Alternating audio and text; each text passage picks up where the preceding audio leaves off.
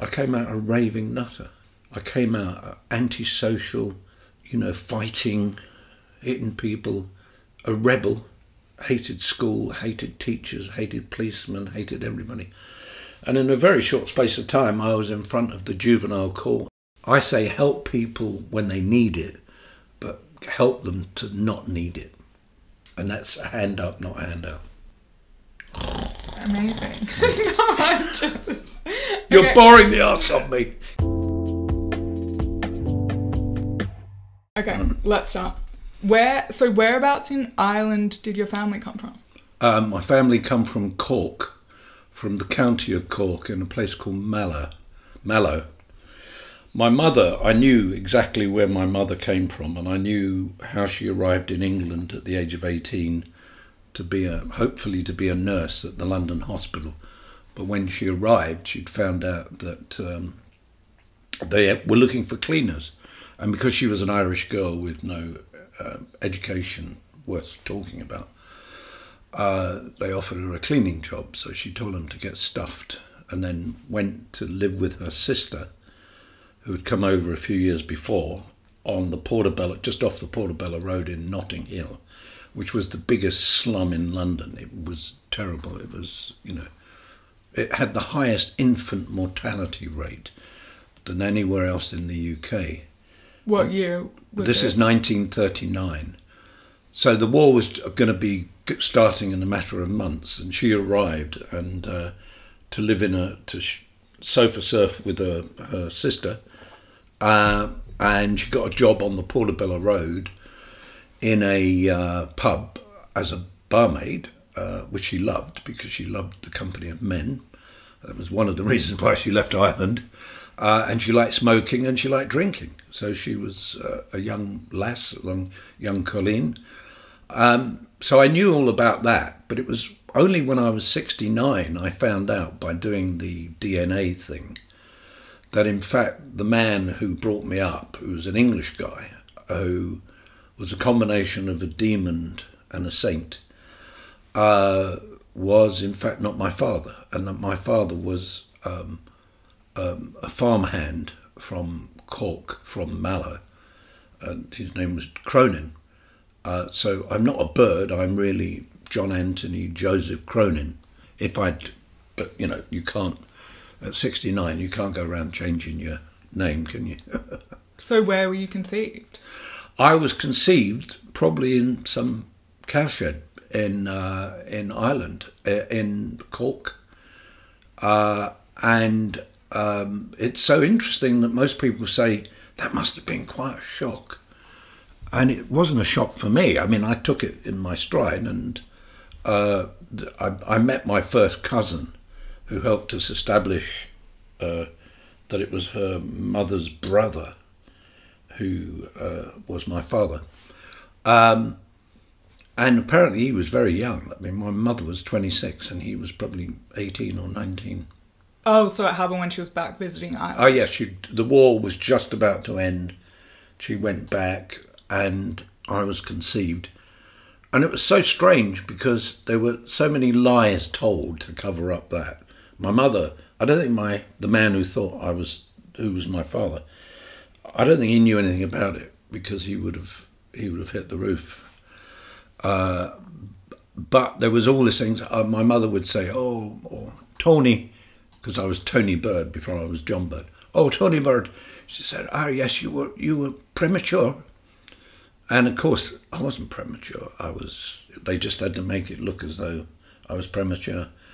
I mean, I wasn't a big baby. I was only 4.5 pounds, but a lot of people born in the slums and the working class life in that time, 4, 5, 6 pounds was quite normal. So what was your relationship like with this man who you grew up believing was your father? For the first 5 years, it was brilliant because I was the baby and I had lots of blonde hair and I had green eyes and I looked angelic. I mean, I was described as, you'll never believe it now if you saw me now, that I was once a little angel. And think, all you angels out there, what'll happen in 50, 60 years' time? You'll look like a sack of potatoes. So that's something to look forward to. No, so I got on with him. I loved him. I loved him to death. And then when I was 5, and unfortunately or fortunately, my mother got pregnant again. So that was the 4th child. There was 2 ahead of me. Then there was me. Well, there was a miscarriage in between, a stillbirth in between. Then there was me. And then my father, or the man I thought was my father, transferred all of his energy, loving energy, towards the new baby. And I couldn't believe it. I was one day, persona grata, and the next day I was persona non grata. So it was a great sharp learning curve at the age of 5. And at 5, that was when you also became homeless. Is that right?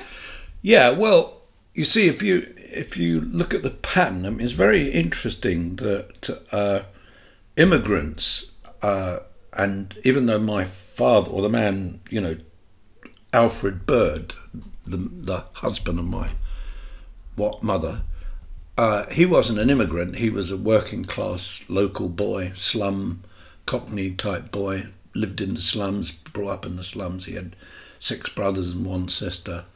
His father died in the 1920s from too much drink. He was a dipsomaniac, as they called them in those days.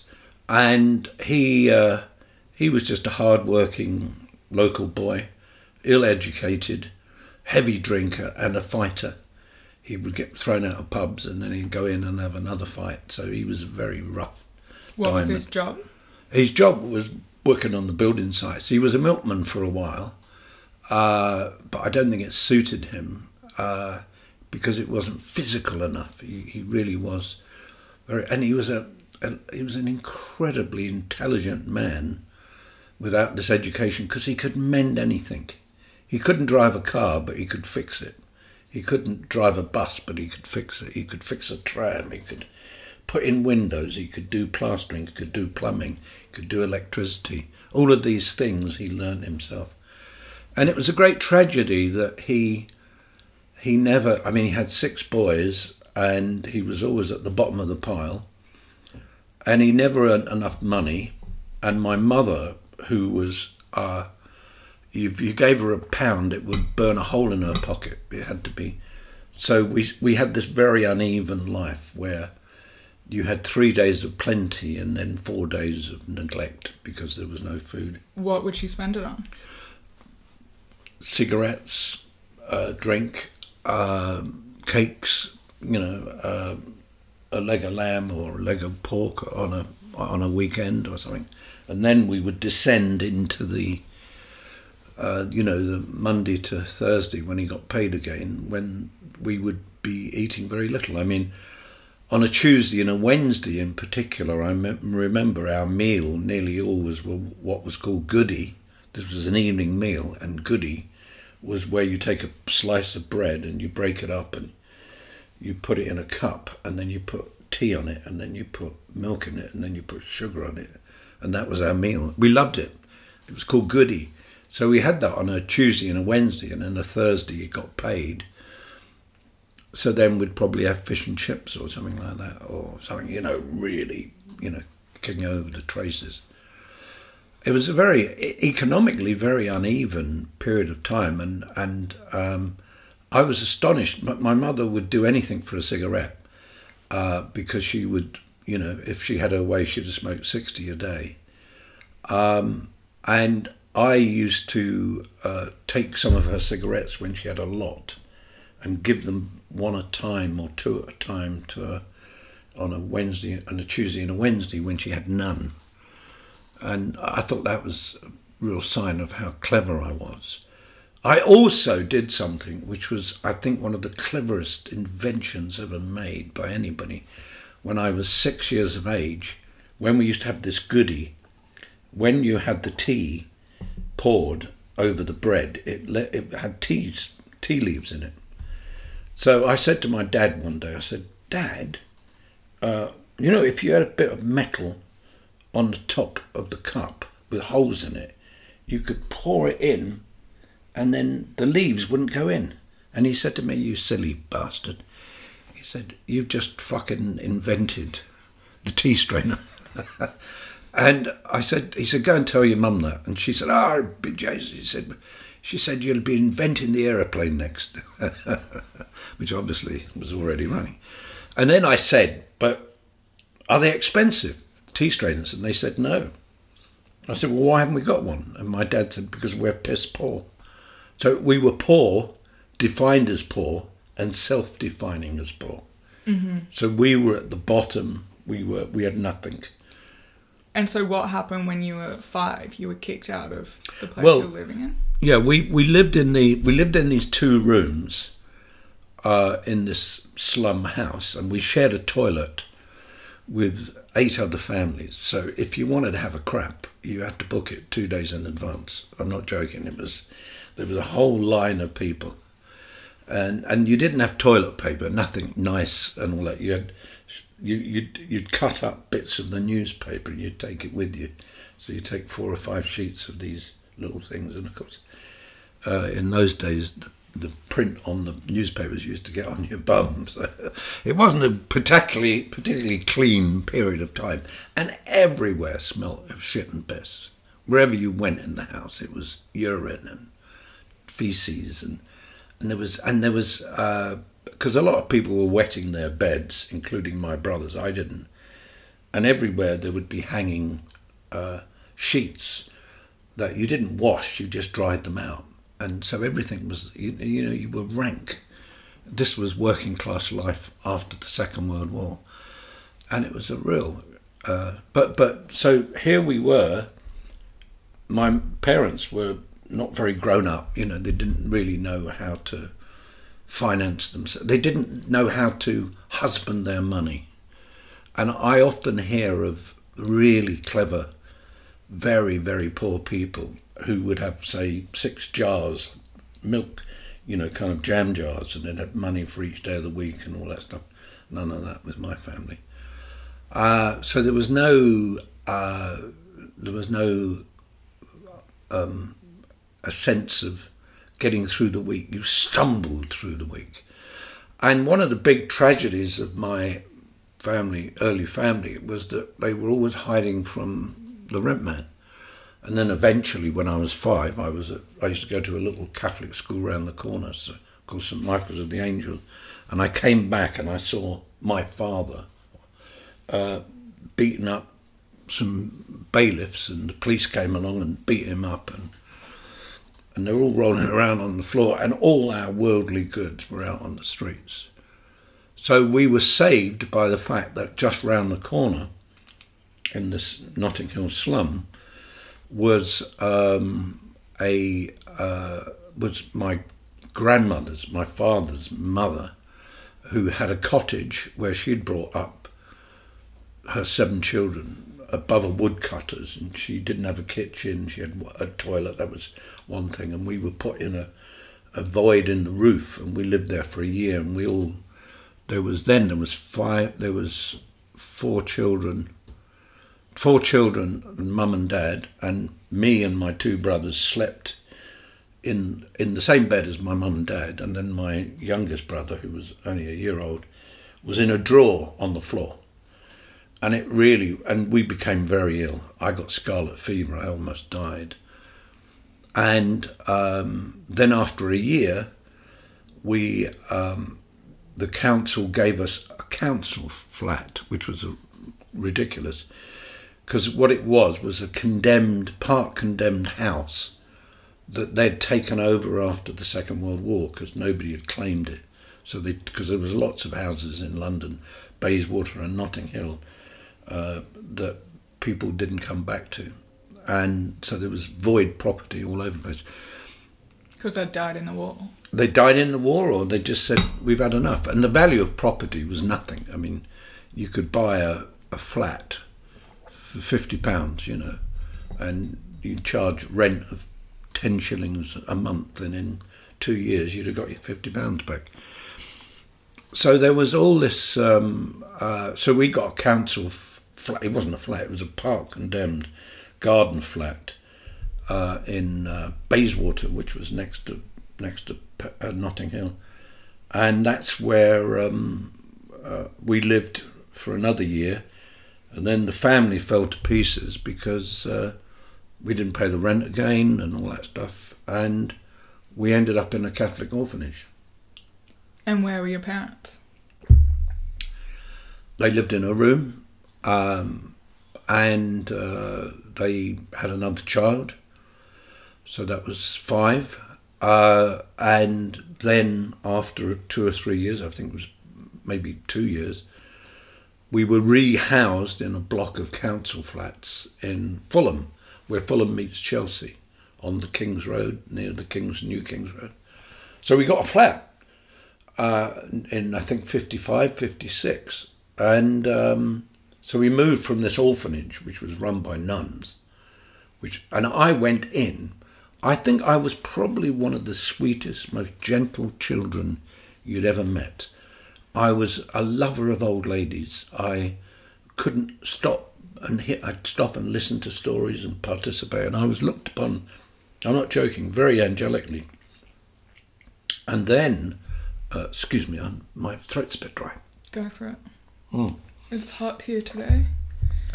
So anyway, so I went in to this orphanage as a very, well, I'd say a quite basically sound sort of chap, little 7-year-old. I came out a raving nutter. I came out antisocial, fighting, hitting people, a rebel, hated school, hated teachers, hated policemen, hated everybody. And in a very short space of time, I was in front of the juvenile court and I was put on probation for shoplifting, even though I wasn't the shoplifter, it was the people I was with. And then it was housebreaking, and then it was stealing bikes and all that. And I gradually, over the next 5 years, moved from being this angelic person to almost being a demon, and daubing swastikas on walls and starting fires and fighting. Yes, I was banned from school because I would hit people.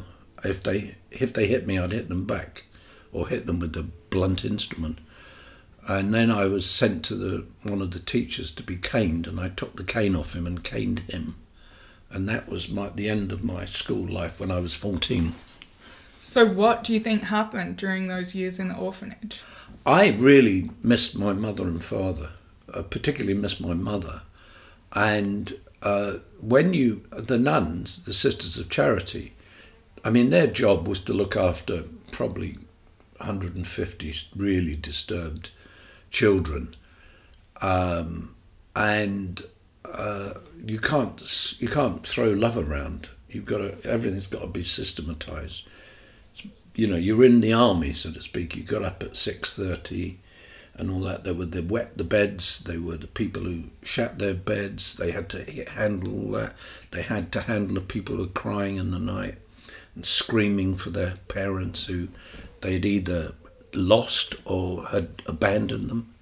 There was a particular girl, a lovely girl called Joanna, and her and I were an item, even though we were only 7. And I said to her, "What are you doing in here?" And she says, "Well, my dad killed my mum, and then the police killed my dad." So it was trauma. Whether that story was true or not, here was a child who was incredibly traumatic. And did you feel like you'd been abandoned by your parents? Oh, I did. And the problem was I was in this orphanage. There was another child, so there was five of us then. The youngest was in an orphanage by himself. And then there was me and my 2 older brothers and my younger brother. My younger brother was in a nursery, so he was looked after in a very nice, sweet sort of way. And there was me, who was 7, and then there was an 8-year-old and a 10-year-old and a 9-year-old, my older ones. And they were immediately scooped up by the nuns and given jobs to do. And they just ran around and did everything. And they would beat me up because I would tell the nuns they were a bunch of fucking scumbags and all that stuff. And they'd hit me, and I ran away. And so I was not loved by my 2 brothers. who were workers. You know, they were worker bees, and I was a wasp. You know, I was a pain in the arse. So I had a terrible time there, and I hated it, and I came out. And I think I became quite a ferociously disturbed child. And that's why I was always getting into trouble. But there were still niceties to me. I mean, I wasn't a bully. I would protect people who were weaker than me, and I would help old ladies. I was passionate about old ladies because they all looked, you know, like very large children because they were lost. So I had a kind of very niceness, and also I was a devout Catholic, so I went to church, believed in Jesus, and thought Jesus was the bee's knees. He was there. He was the only person who made sense to me. I was surrounded, and I think people don't realise how bad the old days were, especially if you were working class. If you were middle class, you might have got away with. It was, everywhere was homophobic, racist, animals, anti-Semitic, anti-Catholic. You know, we were treated, because we were Catholic and there weren't many black people around, we were treated like how they later treated the black people. And it was it was a shithole. It was a terrible, Britain after the Second World War, in my opinion, was psychotic. It was a place for creating paranoia and all that. Now, you might say the same about Germany after the war, or Russia, or France, I don't know, or the United States, or even, South Africa or something like that. But all I know was I lived through it, and the more I reflect on it, there were no good old days. There was just almost a psychotic illness. The government was ill. They were doing things, you know, like they were pretending that they were still the powerful in empire they were. So they were still trying to stop the African countries becoming independent. You know, they were calling everybody terrorists and all that, people who were looking for self-determination. Mm. And there was all that illusion, and policemen would hit you if you looked at them in the wrong way. Yeah, because I heard you talk about being that first crime you were taken to court as a 10-year-old, but you hadn't actually shoplifted. No, I was with a gang of shoplifters, and... How did you meet that? Well, they were in my school. When I say a gang, there was 4 of us, and I went along with them because I'd come out of orphanage, and it was a bit like what in the Victorian times, if you were in a workhouse, they'd call you worky or something like that. Oh, he's in the workhouse. He's not got a mum and dad. So I felt very alienated from my class of people. And there was no, and the only boys that were interested in me were the dishonest ones. And I remember the boys, Coleman and Hayes in particular, who were going around shoplifting and stealing things. There was a priest that died who used to be the school priest, because our school was next to the church, you know, so and he died, and they collected loads of money for his flowers, and they kept the money in a tin in our classroom, and of course my mates spotted that, and we would take money out of it every day and get kind of chewing gum, cigarettes, and chocolates and stuff like that, and yo-yos, and chewing gum. Anyway, and the day that I wasn't there, and they got nicked, they got caught, so they were doing those kind of things. I wasn't stealing the money. I was making sure that I was the watchman, standing on the stairs, and if anybody came, I'd say, come in, and then anyway, but they were nabbed, and then one of them went shoplifting, and I was standing outside. I wasn't involved, and I got nicked. So I was culpable. You know, I was heading for trouble. And it was all just for fun, breaking the rules. Well, no. I mean, I didn't even know about the rules. I mean, it was to get chewing gum and get chocolate and get, you know, sweets and get bottles of Coca-Cola. And I mean, it was self advantage, because here we were living in this world where the parents didn't give you anything. You know, you got a bit of grub, but you didn't get pocket money. You might get threepence, but that was it.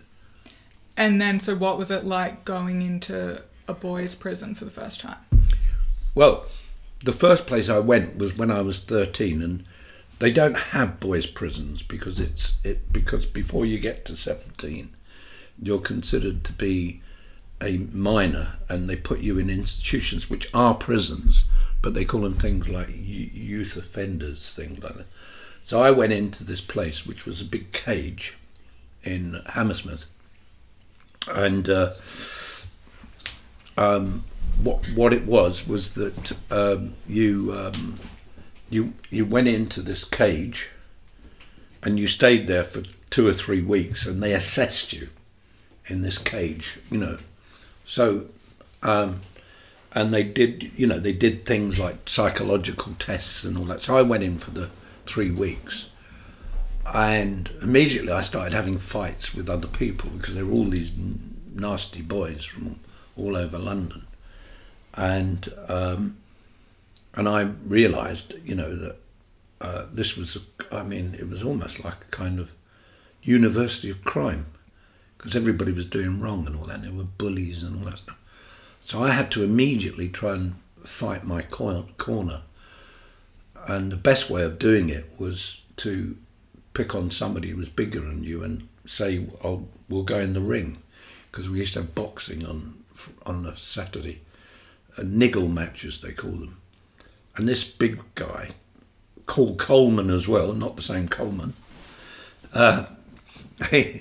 he kind of kicked me on one occasion, and I said, "Oh, we'll go in the ring." So yeah.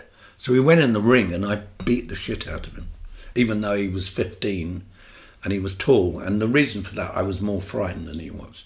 I just tore into him and hurt him, and he gave me so much respect after that, and I won the kudos of all these scumbags like me. So you had to do those kind of things. You had to try and pretend you were tougher than everybody, and you had to pretend you were brave, which was quite difficult on occasions when you're dealing with people who are bigger and stronger than you, because I was 13 and there were people there up to the age of 17. And then there was the kind of sexual, you know, when you were in your dormitory, there was those people who would want to try and do things to you at night, you know. So there was quite a bit of what they call noncing. What other boys or the people? Other boys, yeah. It was other boys. There was no girls around, and it was other. But not the prison guards or whatever. Not the no. I never had any experience, but every now and then you'd have to kind of hit somebody who was trying to get into bed with you or something. And that was in quite a number of institutions I was in, but it wasn't. I mean, I think the way it's going now, I think with prisons and all that, I think it's much more institutionalised. I mean, ours was, I wouldn't say innocent, but it was. So you were screwing up. You had to pretend you were better than you were to the screws, to the officers, so that you'd get in for this assessment, because this was a 3-week assessment to go back to court, and then the court would say, "All right, back on probation," and you were trying to win, and at the same time you were having to put up with incredibly disturbed people. I mean, really disturbed people, and a lot of them were people like me who'd been in local authority care or the care of the church or something like that. And they were all from poverty. No one had any money. And what was your relationship with your family like at that point? Oh, it was a bit rough, because my mother's always said there was 2 things. She said, "You are going to be hung," because she'd read somewhere that murderers always started off doing silly little things like a bit of shoplifting or housebreaking or stealing cars, and then they got worse and worse and worse and worse. So she was determined to tell me on every occasion and tell other people, "Oh, my feckin' boy, Tony Bird is going to be, he'll be home. And I won't go to the prison." Because what they do is when they hang you, at 8 o'clock in the morning, at 9 o'clock they'd put a notice on the door of the prison. And my mother said she wouldn't be out there to read the notice to say that John Anthony Bird had left this mortal coil and was now somewhere else. And also the other thing, she said I would be the death of her, because she had 5 children and not one of them got into trouble except for me. So I was the 6th, I was the pain in the rear. And I know, I mean, looking back, I was made mad by a grown-up world, by an adult world, by a world of class and hatred, greed and small-mindedness. And that's one of the things that drives me on. That's why, 60 years later, I'm in the House of Lords trying to dismantle poverty and not simply make the poor a bit more comfortable, which I think is one of the major preoccupations of virtually every do-gooder in the world. They are determined to make the poor slightly better off. And I want to get people out of poverty. I want to get them out of crime. I want to get them out of self-harming, drunkenness and all that stuff. And that means destroying poverty. And so how did you get yourself out of those cycles? Like, what kind of happened in the next 5 years from... Well, I was blessed. I mean, my brothers grew up to be unskilled or semi-skilled workers. In those days, I mean, I was in an institution when I was 16, that if you... it cost, I think it was 2 or 3 times more than if they sent me to Eton or Harrow. So the government worked on it's a bit like insurance. What is, you pay in £5 a month and, you have an accident in 2 years' time and then they spend thousands on you. And as long as there's not too many people needing it, then that's the insurance. So the government works on the premise. We spend nothing on the working classes and their education and their socialisation and their social improvement. We spend nothing on socialising them out of poverty and creating social literacy. We spend absolutely nothing, or relatively speaking. And then some knobhead like me comes along and says, "Fuck you," and does knobby things, steal stuff and all that stuff. There was a friend of mine, they spent a fortune on him because, and he went in for many, many years. And he was the weirdest person, the weirdest thief, because he could thieve anything. So he ending up in a highly expensive psychiatric place because he was coming along one day with me and he saw in a garden 2 walls away, he saw a load of women's underwear. So he leapt over the fence, stole all the women's underwear. And just as he was doing it, the man came out of the house to stop him. And the man was a big guy, and my mate just struck him down. So violated somebody, stole all the guy's wife's underwear or whatever, and then was seen as a sex offender and was sent, when he was caught, to a place that cost, I don't know, thousands of pounds a month or a week. So they would do that to the people who kicked over the traces. I wasn't in that highly expensive psychiatric world. I was more down in the reformatory. But so they'd put that money into making sure that as best as possible that you would come out a person and you wouldn't rob old ladies of their handbags, not that I ever did, or you wouldn't do all the other things that people did. You'd stop stealing cars, you'd stop embezzlement or whatever were your thing. So it's a very clever system, But what it meant was that every time I got nicked, I got taught something. So I was in a boys' prison, and it was a boys' prison, when I was 16, because I'd run away from a detention, from a reformatory, and I'd run away, and me and my mate who I'd run away with, we stole a car and smashed it up at 87 miles an hour, not a scratch on us. He got away and I got caught, and I ended up in the boys' prison, and within a matter of weeks my reading had changed enormously because of the screw who, I was in my cell, my own cell, and he came in and he said, "Do you want a book, boy?" And I went, yeah. And he said, "Oh, you can't read, can you?" I said, "Well, I can read some words, you know."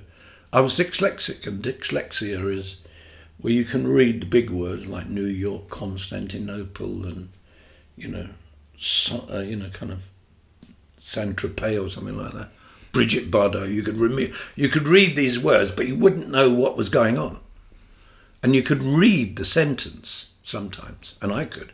And I'd still think, what the fuck's going on here? And this screw gave me a book and gave me a pencil, and he said, underline all the words. That it was the first time I could tell anybody that I couldn't read and write. My mates didn't know, my parents didn't know, my teachers didn't know. Because you were ashamed of that? Yeah, I was ashamed of being what later on would be called dyslexic. And over these matter of weeks, he just said, "Oh, it's all these silly little words like where, then, therefore, and all that." So he took time off. When he was supposed to be going home, he'd come to my cell and he'd go through these words. Oh, well, and he'd show me. I mean, he was an actual teacher and an incredibly committed member of the prison service. They're not all scumbags, as you'd think they were, or their reputation is. And after, I think it was only 2 or 3 weeks, I went back and I had the confidence to read. And though I wasn't finished, so I started reading books. I went back also to this institution, and this was why I'm here now, in my own house, in the House of Lords, is because I was transformed by the fact that when they asked me what I wanted to do with my spare time when I was at this reformatory, this young offenders place, I said, "I want to draw and paint." So I said, "Okay."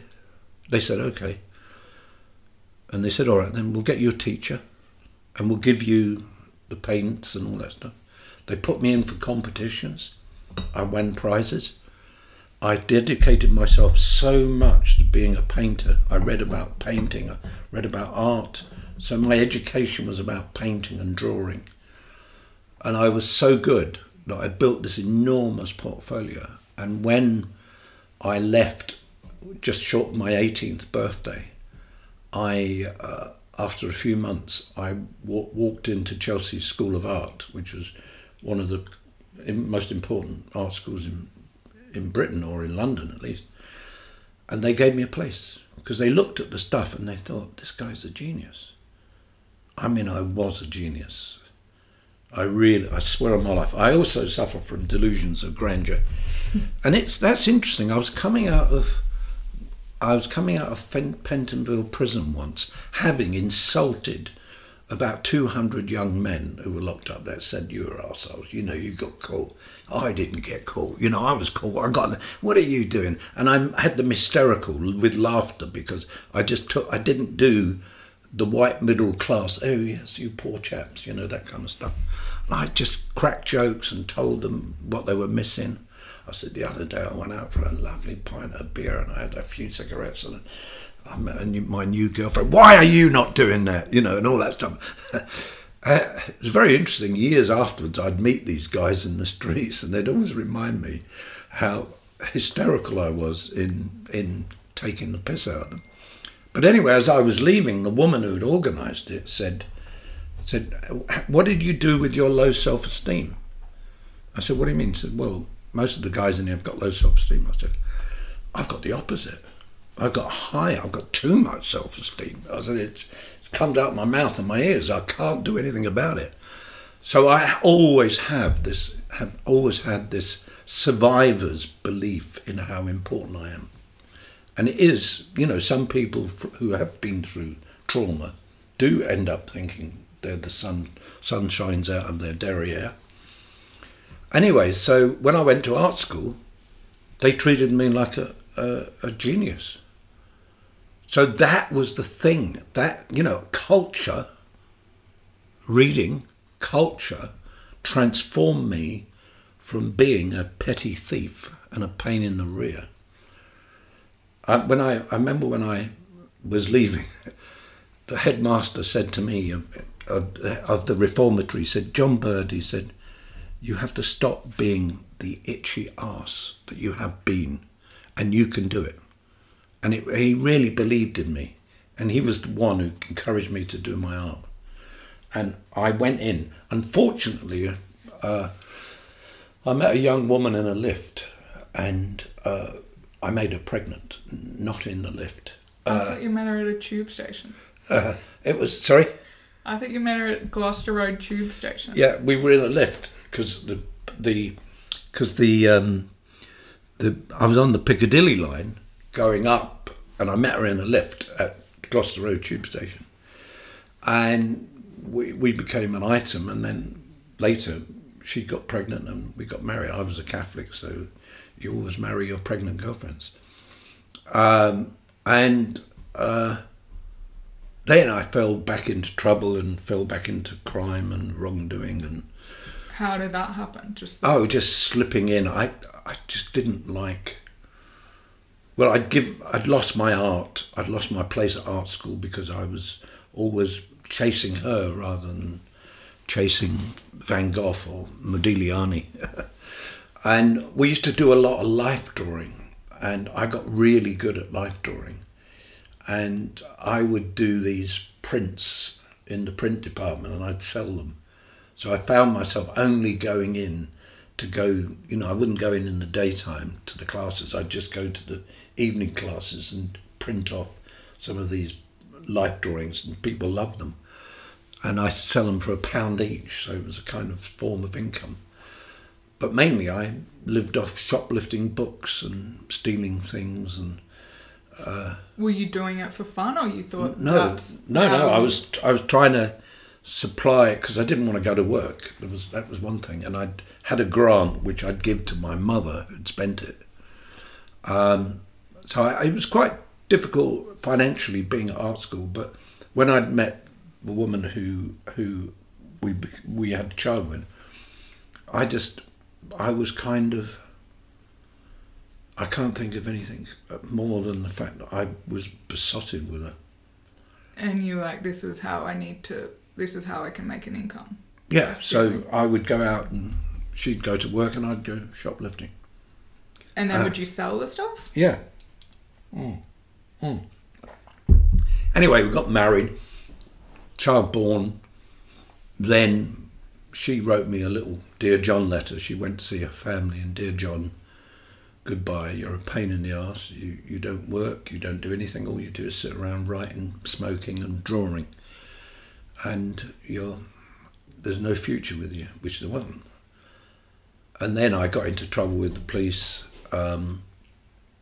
again, receiving money through false pretenses, which sounds grand, but it was going into restaurants and ordering food for me and my mates, and then saying somebody had stolen my wallet and they'd throw you out. But eventually they got me for that.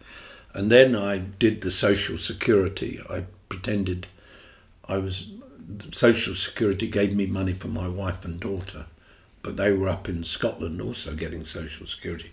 And that was a big crime. That was 2 years for fiddling Social Security.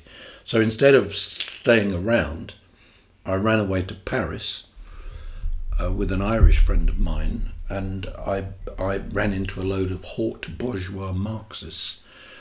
I was 21, and I met a very beautiful 18-year-old haute bourgeois Marxist who lived in a house with a grand piano and chandeliers, and her father was a bourgeois bastard, and she hated him and would rob him every day and give me money. Where did you meet her? I met her in the Saint-Germain-des-Prés. On the first night I was in Paris, I was with this Irish friend, and we met some street drinkers. So they were playing their penny whistle, and we started dancing. And immediately there was loads of people, and they were throwing money at us and all that, and we were drinking these sans-abri, these homeless people's wine, and having a wonderful time. And they'd never had so much money, they said. And then these haute bourgeois came along, and one of them said, "You piece of shit, you scumbag, you go back to England, you leave our poor people alone." So we slagged them off. And then 3 days later, met them by chance, and we became, the girl and I became an item, you know. So, backing up a sec, were you devastated when your wife left? Your child? For a while, because then it was swinging 60s. This was 1967. And there was so much sex and drugs and rock and roll. It was just unbelievable. Wall to wall. What kind of drugs? Everything, anything. Well, there was a lot of amphetamines. There was a lot of there was a lot of marijuana. There was a lot of heroin around. There was cocaine. I remember. There were. There was trips. I had loads of trips. I stopped doing trips because you've got to have a pretty stable personality to take a LSD, and I didn't have it, and I'd get ferociously, I'd become ferocious. I destroyed a phone box, do things like that. Fortunately, I didn't hit anybody, but I did weird things and walked on roofs. And then life was just one long party, and there was loads of, there seemed to be loads of people around who just wanted to kick over the traces, forget the Second World War or what it was, and sex was everywhere. So I just went along with it. And how did But I realised, and it might have been my lingering Catholicism, I thought, this isn't for real. I don't like this. I didn't really, I was interested in people. I wasn't interested in what this pop culture. And I hated the Beatles, which also helped. And I hated the Rolling Stones, and I hated all pop music, and I was into jazz. And so I was even an awkward sod then. And how did you get to Paris? Oh, just got on the train. I'd sold the contents of the flat that I was living in, even though I didn't own the contents of the flat I was living in. And they gave me 70 quid, and I went off to Paris. And I took this Irish mate of mine with me, who was a homeless guy. And we went off to Paris. And did you have a passport, or you didn't need? Yeah, well, in those days, what's so beautiful, was beautiful then, if you took 10 shillings, a birth certificate, and went to the post office, they made up a temporary passport, which was for a year. And my mate, who was Irish, went as my elder brother, Patrick Finbar Bird, because he didn't have a birth certificate. So I went to my mum's house, and in most working class houses then, you could always get into a working class house because you put your hand through the letterbox, and there'd be a bit of string and one key, and you'd pull it in and you'd open the door. And my mum and dad and brothers were not there. So I went and I knew where the birth certificates were, so I took my birth certificate and I took my older brother's birth certificate, and we went.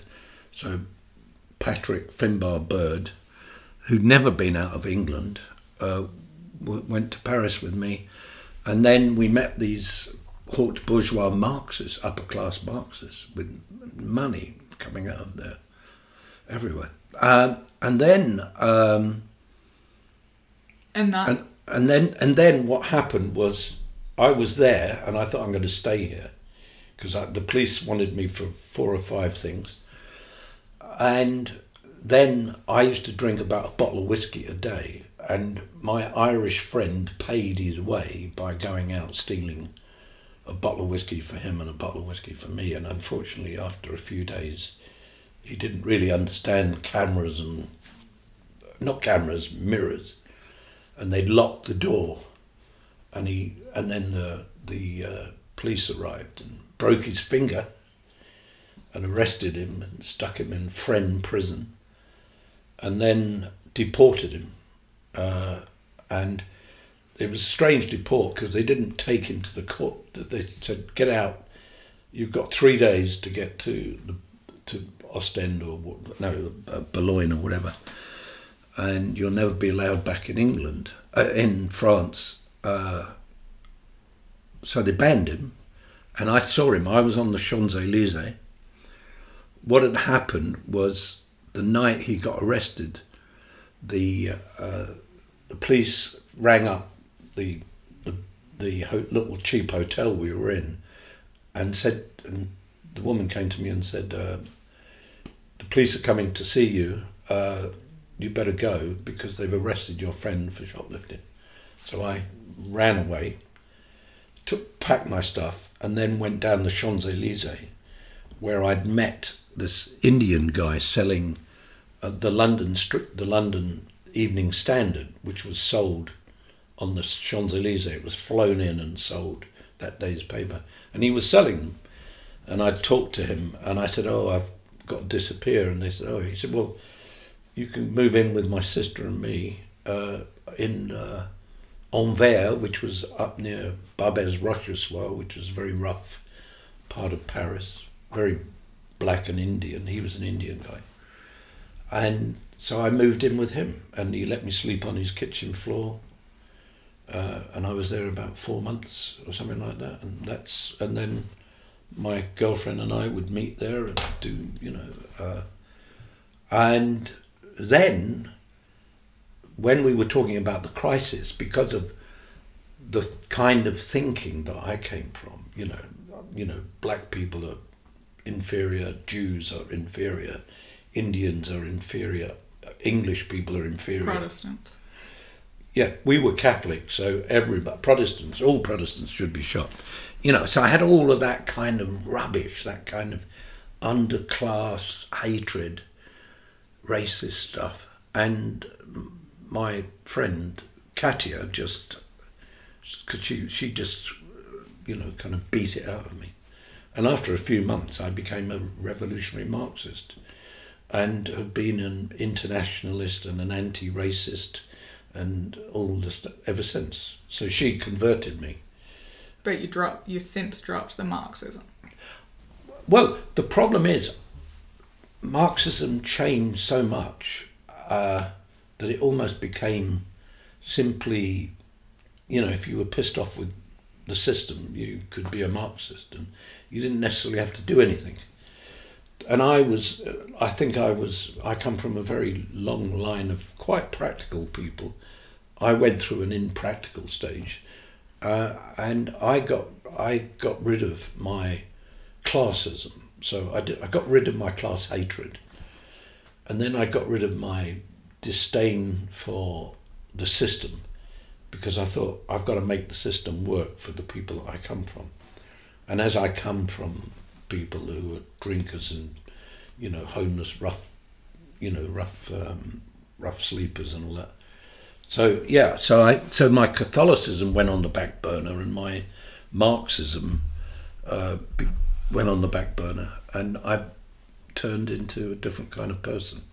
And so what did you do between then and starting the big issue, which was 1991, right? Yeah, well, this was 1967. I came back from Paris at the end of 1967, and I went up to Scotland to see my wife, because she was living up there with the baby, and she wouldn't even open the door. And there'd been so many, there was loads of stuff, like I'd buy stuff and wouldn't pay for it and all that stuff. So the police were at her little middle-class home, because her parents were middle class, She wouldn't let me in. She gave me £30 and said, just go away. I don't want to see you. I said, so when can I come back? She said, at the end of the century. So she gave me £30. It was about £1 a year to keep away. And I went into Edinburgh, went to a pub that I knew and met some people and immediately fell into the kind of underclass, you know, druggy, you know, partying. So I joined. So while I was there, I then got a number of girlfriends, and I was you know, kind of getting fed here and sleeping there and all that. So it was opportunism. And then on just a few days after Christmas in 1967, I met this Scotsman in the pub who we became mates. He was an incredibly atrocious poet, and I was writing incredibly atrocious poetry as well. So we united on, he'd read his shit to me and I'd read my shit to him. And he'd say, it was appalling, I'm not joking. Anyway, we became mates, and he was the guy who I didn't see for, I saw him for about a year, then I didn't see him for 20 years, and he was the one that gave me the money to start the big issue. Gordon Roddick. Gordon Roddick. So I... whose wife, Anita, yeah, the late Anita, was late Anita, yeah, Body Shop founder. Yeah. So Anita founded the Body Shop, and then Gordon was away and he came back and kind of turned it into a business, and, you know, franchises and all that, and helped to grow it. So I'd seen him, so I hadn't seen him for 20 years. His 20 years were spent doing all sorts of things, and then founding the Body Shop in the middle of the 70s. And what I did was I joined this revolutionary party to destroy capitalism. And in the UK. In the UK. How did you avoid your social security? All the police? I just became. Did emergency tax. So I'd go and I'd work. In those days, I don't know if it's the same now. You know, you could work for a year on emergency tax, and you know, I had all sorts of names. In fact, I can't even remember the names. I mean, the problem was I kept changing the names, and I'd get a job. So I came back to London from Scotland in '68, and I got a job washing up, and they don't give a shit, you know, in a restaurant, you know. And then I got another job as a forklift truck driver, and I got another job putting up fences and digging holes in building sites, and I was on the casual, as they called it. And then I got a factory job because I joined this revolutionary group, and they wanted me to go into the factory to convert people to the revolution. So I went and worked for British Leyland, which was a big industrial company owned by the British government. I mean, it was owned by the taxpayer. And I was in there, and then I got sacked from there for, I think, fighting or being a pain in the arse or something. And then I went to another job and all that. And I spent 9 months in this revolutionary group, and then I thought, this isn't for me. I just can't stand it was all largely middle class people who weren't loved by mum and dad. They seemed very, very disturbed and very religious, but without the Catholicism. And Chardonnay socialist type. No, they weren't. These people they were public school, grammar school, university graduates, but they were almost like kind of Maoists, you know. They were just dedicated to everything. You gave the whole of it. They weren't Chardonnay. There was no luxury to this. You got up in the morning at 5 o'clock and you went out selling papers outside factories, and then you went to work and you worked all day. And most of them, there was not many working class people like me. They were mainly middle class. So they had jobs like working for the local authority and, I don't know, accounts, or they were teachers, or they lectured and all that stuff. There was a big class division within the socialist movement, the socialist Labour League, as it was called, and so I was there, but I couldn't take their moralising. I hate moralists. I hate people who define themselves by the failures of others. That's exactly how it is now, don't you think? Oh yeah, we haven't moved on. We still live in a world where people define themselves by the failures of others. But what I did was, I then, at the end of 68, 69, I met a young girl. I mean, I was like 6 years older than her. She was like just leaving school, and I was 22, 23. And she became my girlfriend. She was upper middle class, came from a very good family, and they had money, and I kind of attached myself to them while the police were looking for me and all that. And then after about 5 years, I went to the police and sorted that out, and went to the social security and sorted that out, and then became a printer, because I taught myself how to print by getting jobs and doing courses. And so I piggybacked off of the upper middle classes. They didn't particularly like it, but my father-in-law didn't think an awful lot of me. And my mother-in-law was kind of interested, because she could see that I was incredibly bright and clever and actually quite useful. And then I was working as a printer, and then there came a stage and I thought, I'm going to start my own business. And I started my own business in 1978. The last job I did, my take-home pay was £30 a week. So that's £120 a month. The first month I started my business, I didn't earn anything, because I was buying a machine and building a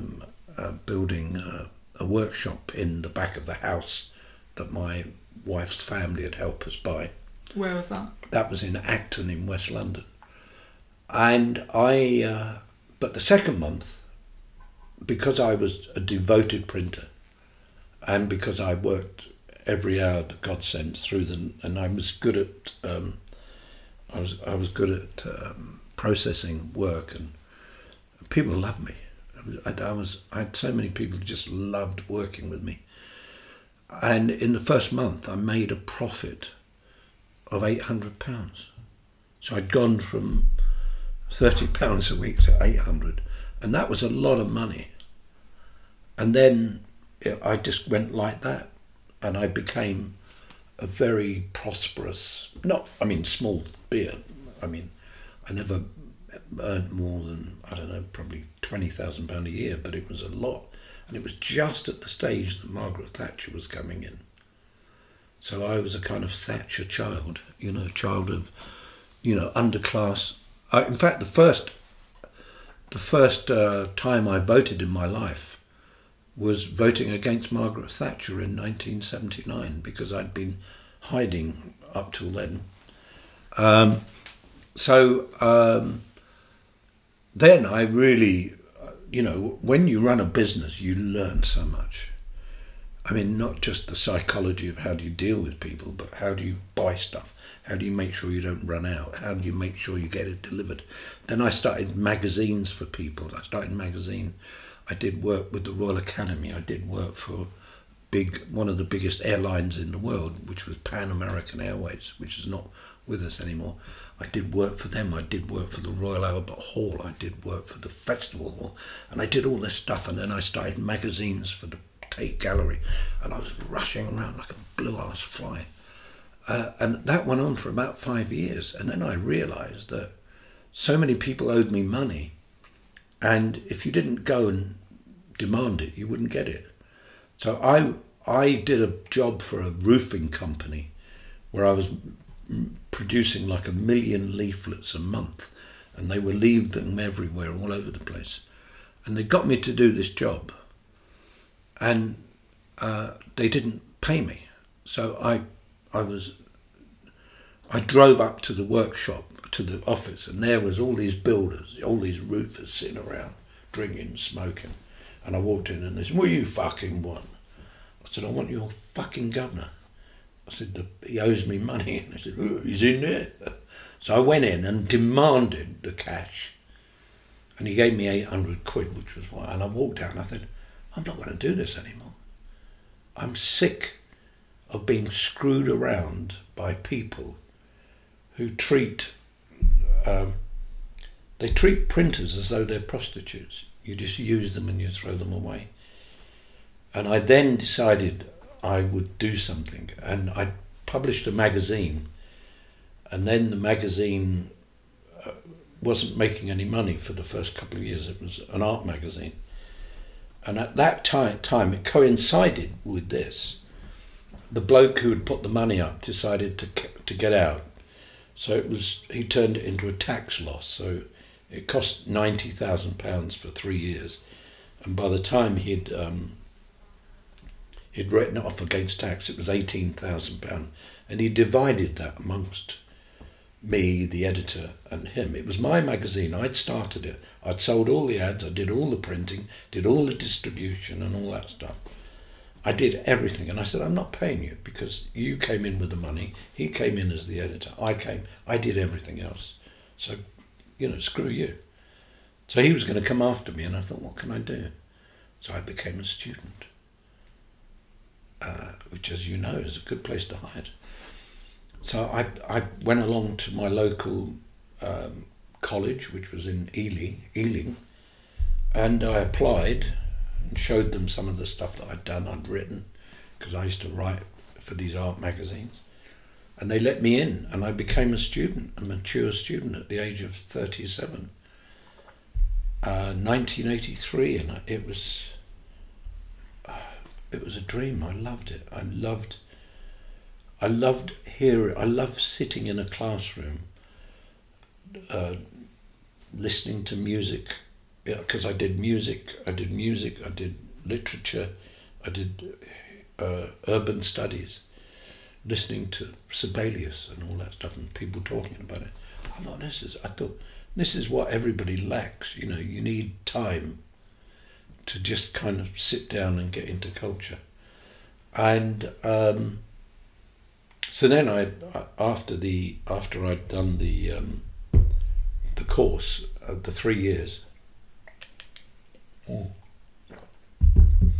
I then was given jobs teaching, because I got a 2-2. So I was an educated geezer with a piece of paper, and I was 40, and I was writing these plays as well. I was writing these plays and putting them on at the Edinburgh Festival and all that, and I was quite successful. So I was a happening guy. But I thought to myself, I've been through everything. I've been through, kind of Catholicism and racism and Marxism, and I thought that I've got to find something I can do that kind of encapsulates all of these struggles. And just about that time, I re-met Gordon Roddick. Well, I didn't re-meet him. I saw him on the television. He was launching a condom company called Mates with Richard Branson and Anita Roddick, and I went to see him, and he said, "Oh, did you see the Mates?" And I said, "Yeah." I said, he said, "Yes." I said, "Well, I think you've created something wonderful. You've created a condom company for people who don't like sex." And he said, "You cheeky bastard." And from then on, it kind of broke the ice. And he knew that my humour was still, because he loved my humour. And then a few years later, he was in New York, saw a street paper being sold, spoke to the guy. This was 1990, and saw the guy selling this paper called Street News, and he said, "How does it work?" He said, "Well, I buy it for 50 cents and I sell it to you for $1. So and he said, "Why are you doing it?" He said, "Well, I come from Brownsville, which is in near the Bronx, and you don't get out of there without a prison sentence, or unless you're Mike Tyson, and you become a boxer. And Gordon thought it was beautiful and came back and got the Body Shop Foundation to look for someone to do it. And then about a year later, having not found anybody who took any interest in it, and they all said the same thing. Why would you give homeless people the chance of selling a paper in England when all they'll do is drink it or put it in their arms or up their noses or whatever? And Gordon eventually talked me into doing a feasibility study, and I spoke to a lot of people, a lot of homeless people, and a lot of them told me to piss off. But I spoke to them, and quite a number of them said, if you start a street paper, I'll sell it. Anything's better than begging.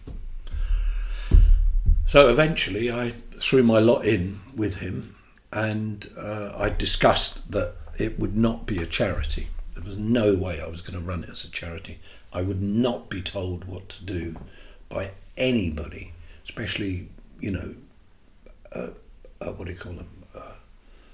Trustees. I mean, trustees are people who live or work in the city. The city is full of people who are trustees, or they're teachers, or they're all these people. I didn't want to go anywhere near those. I didn't want any of the great and the good.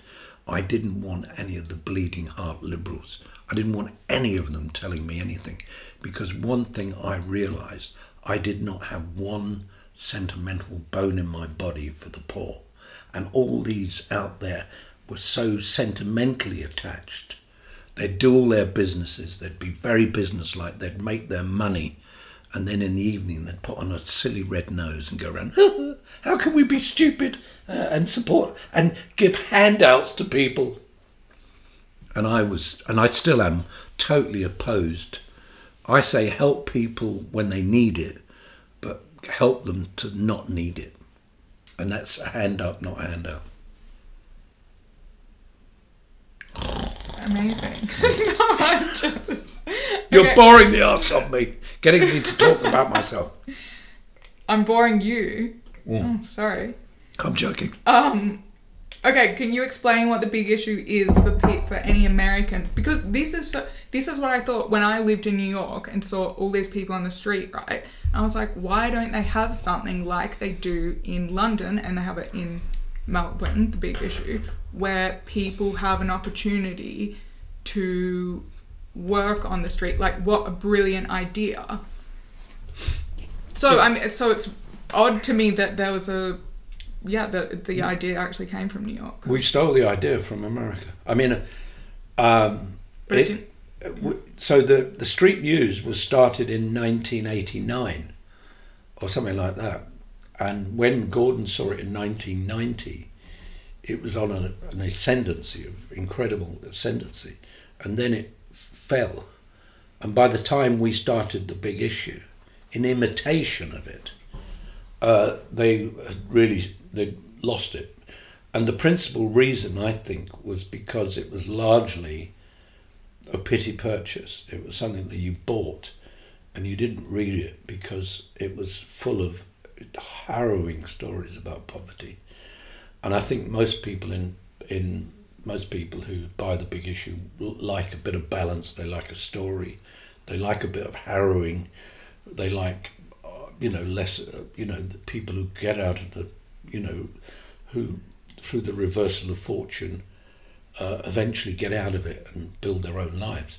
So I think what happened was their paper was just full of these. It was like opening a page and going, ah! And then you open another, ah!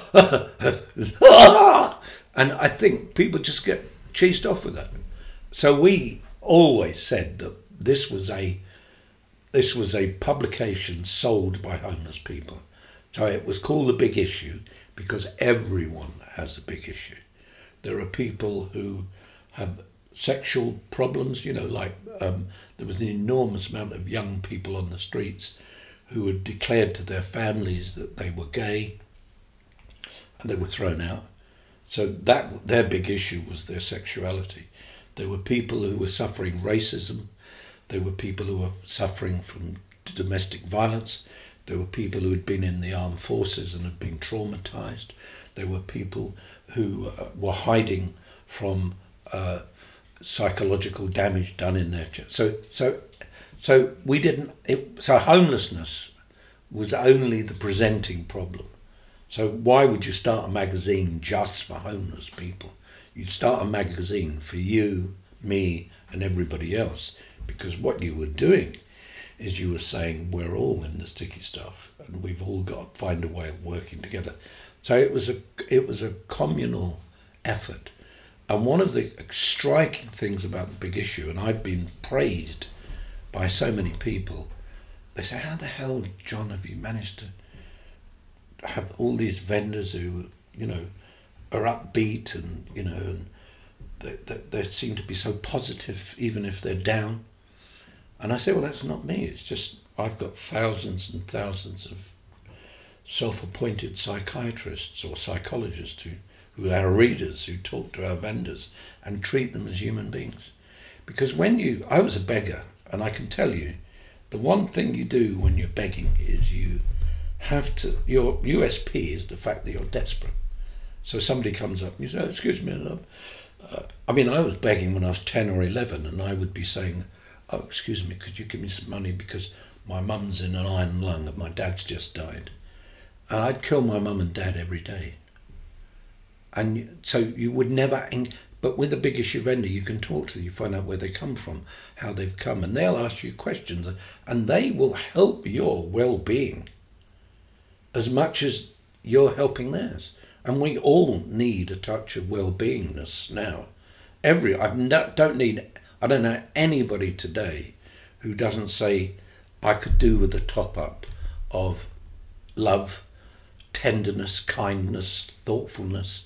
We all need it because the world is just so, the spinning plates are just all over the place, and people are worried about the environment, they're worried about poverty, they're worried about whether they can pay their rent, they're worried about how their children are going to get through the college or the university. And I've never known a period of time when so many people are having to balance things, and I'm astonished that the government and the charities and all the people who are, we're not actually attacking the biggest monster of today, which is well-being for all of us, and mental health, mental well-being.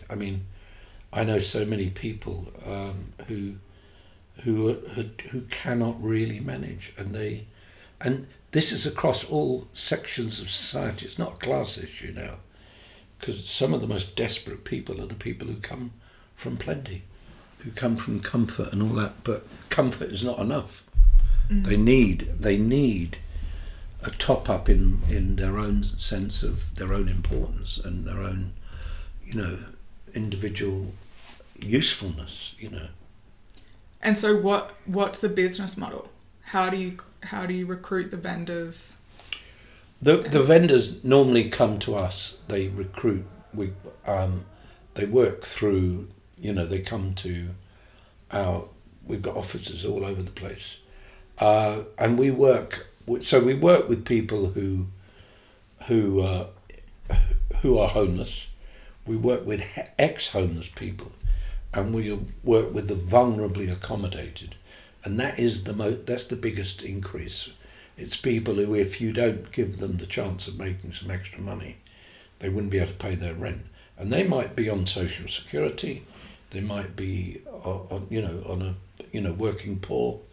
So there are people who desperately need that. We also work with people who want the kindness and generosity that comes when it comes. Not everybody buys the paper. But I know quite a number of big issue vendors who say the money's good, but it's the contact with somebody, and they've got their regulars, and they fall in love with a sense of their own redemption, and I think that is really important. The business model is that we sell the paper now. It's £4 a copy. It started off at 50p a copy 32 years ago, and it's kind of kept level with inflation over the years. It costs £4, they buy it for £2, and we get £2. And there's no dividends paid. I'm the kind of shareholder, and I get a wage. I don't get. So if we make surpluses, they go into our work. So it's a bit like it is a social business, and it's a bit like a charity in a way, but it's not a charity, because if it was formulated as a charity, it would be done in a different way. So we have, a board of directors, we have management, and we have, all that stuff, and we have people who are accountants, people who are, selling advertising, people who are working directly with the homeless, and we have people who do promotions and press. So we are a proper business. And also we have, as well as the big issue, we have this enormously big social investment business called Big Issue Invest.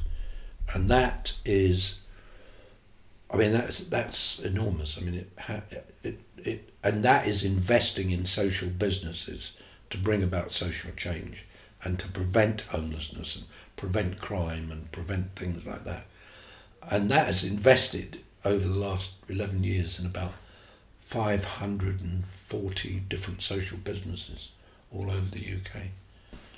So the vendors, they get £2 per copy they sell, and so it's up to them when they work. And we have to ask them to be in specific places at specific time, because the streets are not like they used to be pre-COVID.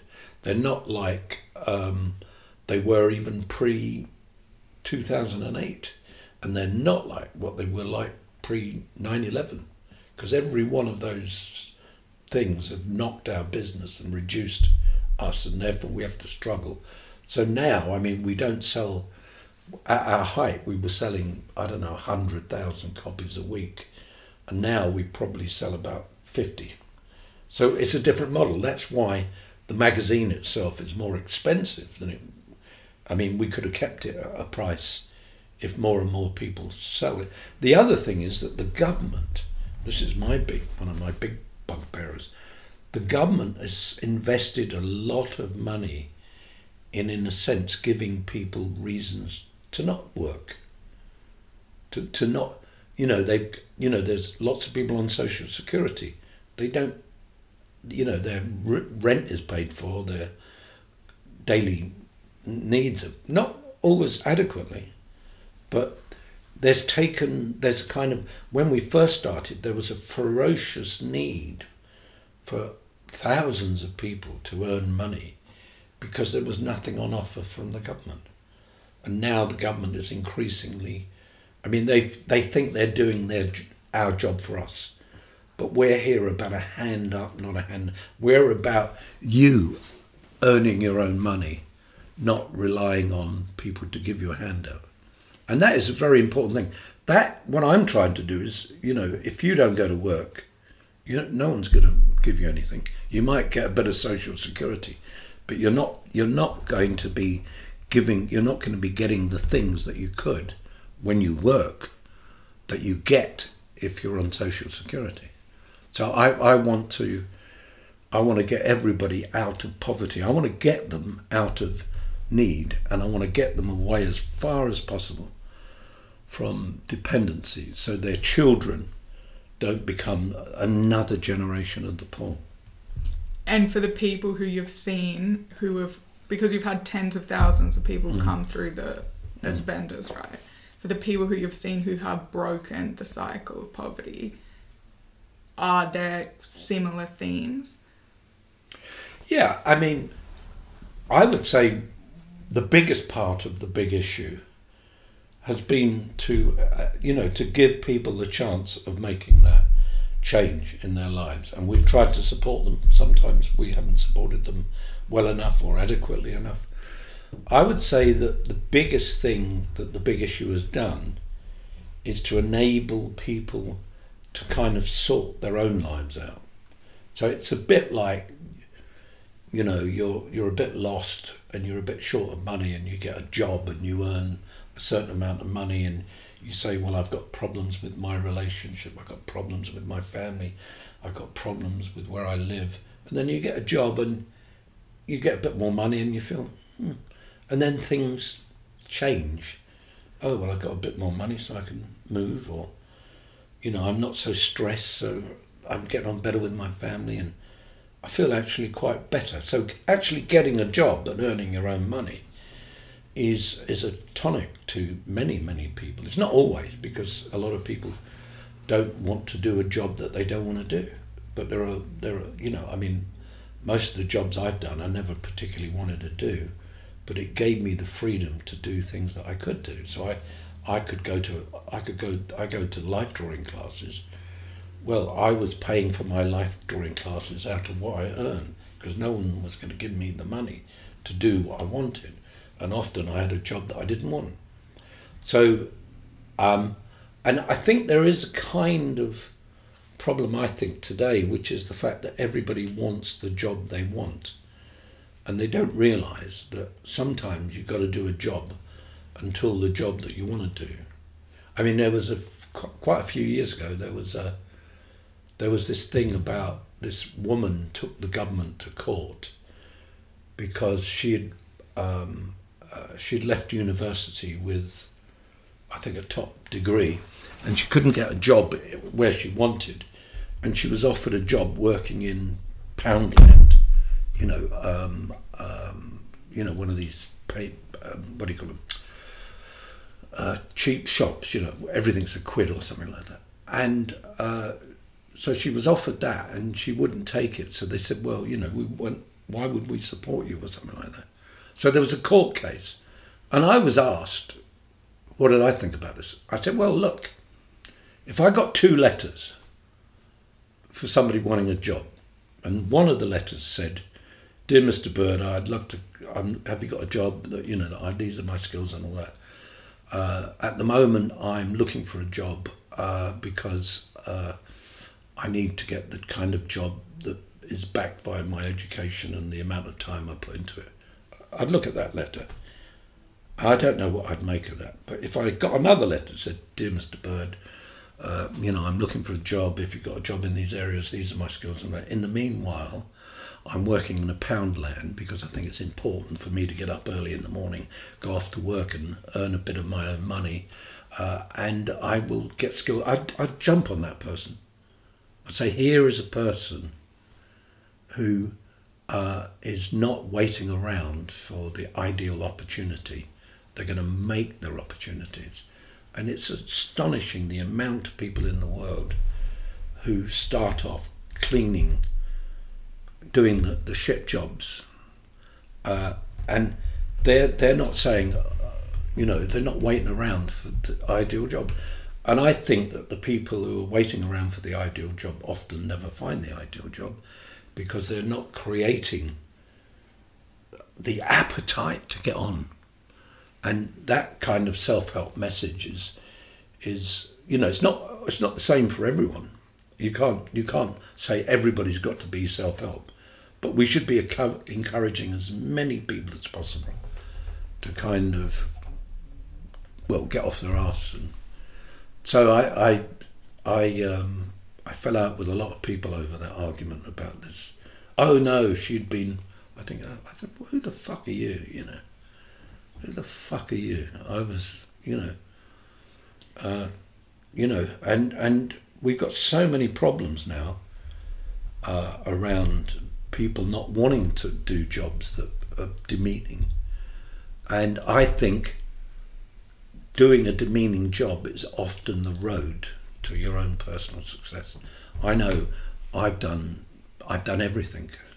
You know, I haven't washed bodies, but I've taken bodies from one place to another in a hospital as a porter. I've cleaned toilets. I've dug rubbish out of toilets. I've got down holes and dug them and laid concrete and done all sorts of terrible jobs. put up fences at 4 o'clock in the morning when there's rain and all that stuff.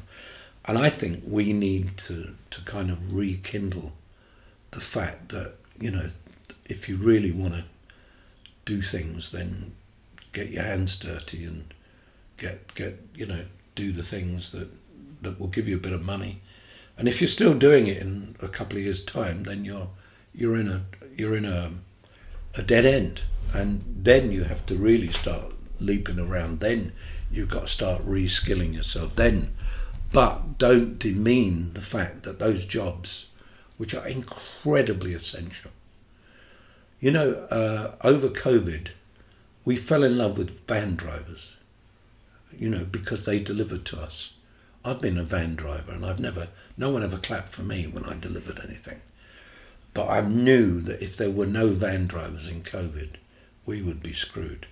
And if there weren't people still going in and unblocking the drains, we would be screwed. If we walk down the road and the drain's blocked, that can lead to all sorts of health issues, and it can lead to all sorts of things. We need sanitary engineers, we need cleaners up, we need all sorts of things. Rubbish collectors. Rubbish collectors. I mean, some of the most divine work I ever saw done with those people who got on the train when the train pulled into the station. And I was going to the House of Lords because I went in wearing my mask, you know, doing all the right things. And they'd get in and they'd be cleaning everything before you got on. And often I would, in a train for 1,000 people, there might only be 10 of us or 20 of us. And I looked at these people and I thought, God above, they're here for us. And, you know, so, you know, whatever you do is useful to the world anyway. So how do you think we can help the people who are on the street or who are in vulnerable situations who don't want to work? Well, I mean... Or they can't. There's a lot of people who are mentally unable to work, and I know a lot of them, and I've been to tribunals with people who have been, written off as physically impaired, you know, work, disabled or whatever. And I've been there and I've told them, I said, look, you know, I wouldn't give this guy a job because he doesn't have the skills or the abilities. Or a particular young woman I knew, she couldn't do it. So we have to support those. But we have to take the able-bodied out of the equation. And unfortunately, we're not doing that particularly well. We need the able-bodied doing the job. We all need now to pull together to get out of the crisis of, you know, inflation and all that. But the people who really can't help themselves have to have more help rather than less help. And I think there are jobs to be done, that to be created around care, because care is an enormous, it's a big industry coming down. It's not just old folks like me that you need to help. It's also young people, people who are having trouble at school, people who are dyslexic or on some scale and all that. We're always learning about these people, and we need to support them. We need to support our schools. We need more people supporting the fundraising for local authorities and charities and schools. We need an enormous turnaround. And actually COVID showed that we could work together collectively and in a cooperative manner. And I think that's to be shown. I mean, the NHS, I'm astonished at how much sweat and blood and tears have gone into the NHS. The great tragedy is that when what looked like the end of the pandemic, they were not suitably awarded for what they did. And I think the government had made an enormously ridiculous assessment of the full cost. The full cost of not paying the NHS a better wage is that it causes problems for all of us, because we all become a little more unsure of our place in the world, because there's an NHS that's on strike, there's teachers on strike, there's local authorities on strike. There's trains and it's all, and it all makes us feel, you know, the world's wobbly. It's like its foundations have been undone. Okay, last question. Yeah. Do you feel like you're making good progress now that you're in the House of Lords working on breaking poverty cycles? Well, first of all, the House of Lords and the Commons are full of people who are in love with the idea of making the poor as comfortable as possible, which is what I'm not there. When I went into the House of Lords, they all loved me because they knew the paper, they knew me. I was a kind of, the celebrity on television. They made a programme about us. Immediately we went in, the BBC. And they thought, oh yeah, so they all came up and they started telling me about in their constituency or in their area, there was people who had this problem and that problem, and there were people sleeping here and all that, and they were all going on about the emergency, and they were trying to get me behind it. And I said, look, you carry on doing your emergency stuff. You carry on rushing. I can't do yours, you know, in Liverpool one day and later on in the day in Southampton and up in Scotland and all that. I'm not here. I can't do that. I'm here to dismantle poverty. That means getting rid of the emergency. So I've tried with a couple of bills, one that has gone through to kind of nuance the system. One of them that went through, it was Simon Fell, who is a Conservative MP for Barrow in Furness. I took his bill through the House of Lords, so it became law. And, you know, I've worked with him and we're working on another bill. And that was a bill to outlaw that if you didn't have anywhere to go and you were leaving prison, then you wouldn't be let out on a Friday, because if you go out on a Friday, then what happens on Friday, there is no, by the time you've got to the local authority to see if you can find somewhere to live, or got to the Citizens Advice Bureau, they're all closed down. Over the weekend there is no provision. So you could fall homeless over the weekend, you could get back into crime. So that is a nuance, that's a nudge, but that's a very, very small thing, and it's not going to change the world. We had another one which was around credit worthiness, that if you are a renter, you have a lower credit rating than if you're a mortgage holder. So there's a kind of class issue here, and we took that bill through to really free up millions of people so that their credit rating could be raised, because the credit agencies would take into account whether you'd paid your rent on time and all that stuff. So, and that didn't get on the statute books, but it led to a change in the law, and it led to an investment in what was called fintech solutions to helping people who have a rent record but not a mortgage. So all of that. What? Because they could be refused housing.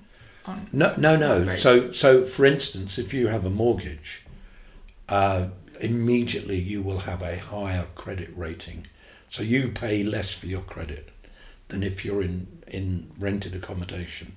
If you're in rented accommodation, it doesn't matter if you could show them 10 years of good records, it wouldn't affect your credit rating, because they don't take rented accommodation as a part. They are now. Yeah, I get it, but why are you pushing for that? So people have better access to credit cards or loans for what purpose? So that they don't have to pay that so much for their credit. So that, for instance, they can buy things like a lot of people and pay for it gradually, because they're not their credit. They're not paying over the top for the credit because they've got a low credit score. So it's a new.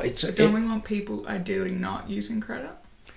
Because then that. Well, I think you've got to talk to the Bank of England. You've got to talk to Unilever. You've got to talk to Warren Buffett. Warren Buffett does everything on credit. You know, when Warren Buffett bought Cadbury's, Kraft. Yeah. You know, of course. sorry. Yeah. So, I work at a. Yeah, let me tell you, it's so interesting. I opened my Financial Times and there is an enormous page thing, and it says, and it's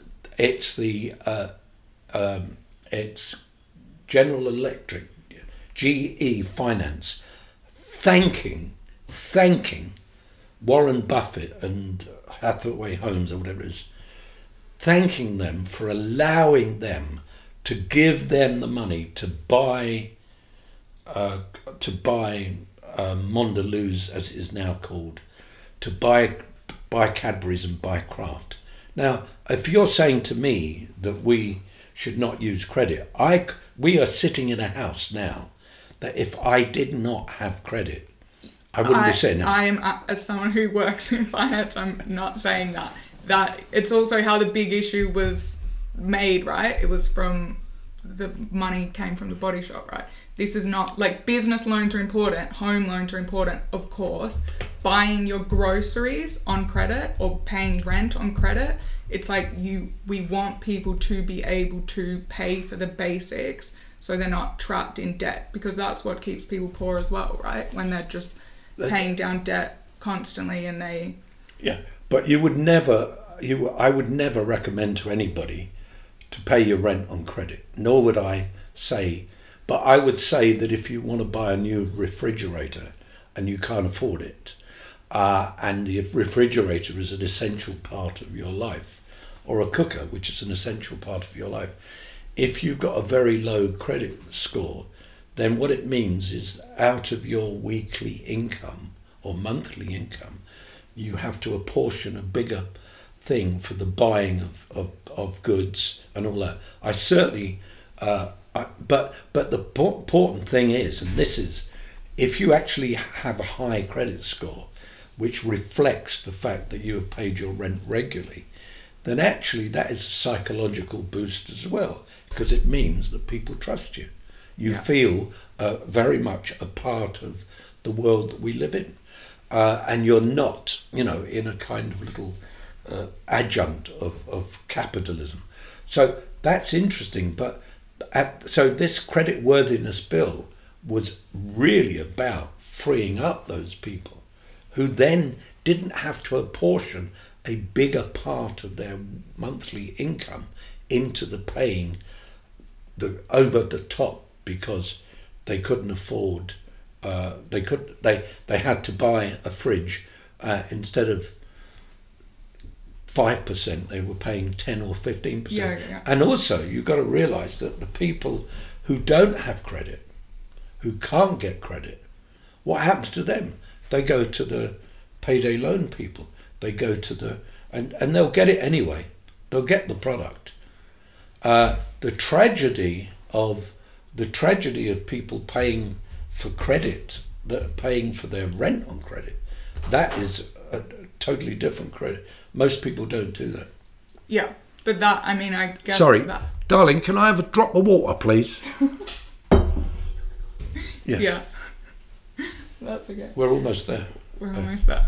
I guess that goes back to your parents though, right? And the importance of financial stability, literacy. So, and to know, like, you do need money for emergencies. Emergencies will happen. The fridge will break. Something will go wrong. Something will get stolen. And people need money set aside. But a lot of people, I guess, just aren't prepared for that. Yeah.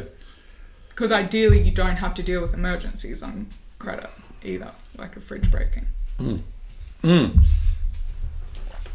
But if you're going to end up to be able to pay for your own fridge when it breaks down, one of the incremental ways is that you save. And one of the ways of saving is not spending.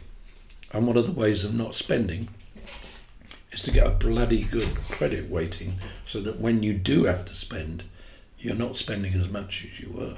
I mean, we went through this, and it was so anyway. So you asked me the final question, where you said, what I'm doing now, everything I'm doing needs a seismic change. Seismic changes don't come by simply accumulating experiences and all that.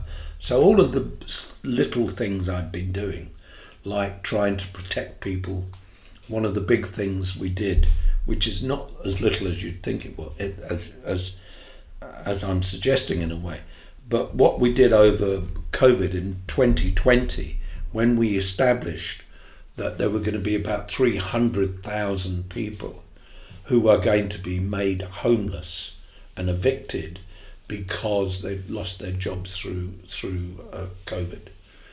And we got the government to eventually, after 2 years of campaigning, to allocate a certain amount of money to the government, to the public, £650 million. It didn't come to us, went to local authorities. So all we were the social brokers of that.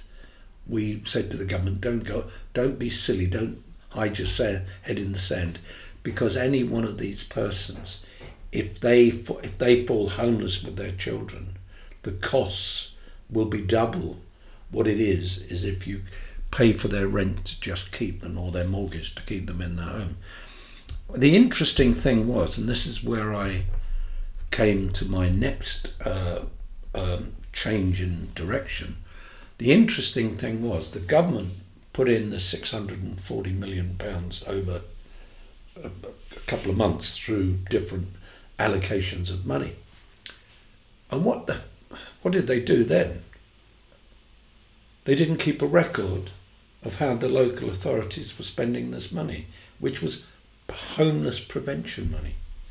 So what the local authorities did, they got the money and they spent it on homelessness, the homeless as it was, not largely the middle classes or the working poor who were going to lose their houses because they couldn't pay their rent or their mortgage.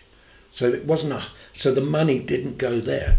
Then I realised, oh God, of course the reason for that is because the Treasury is dumb. It doesn't know where its money is going, and its KPIs are inadequate. You know, their key performance indicators are inadequate.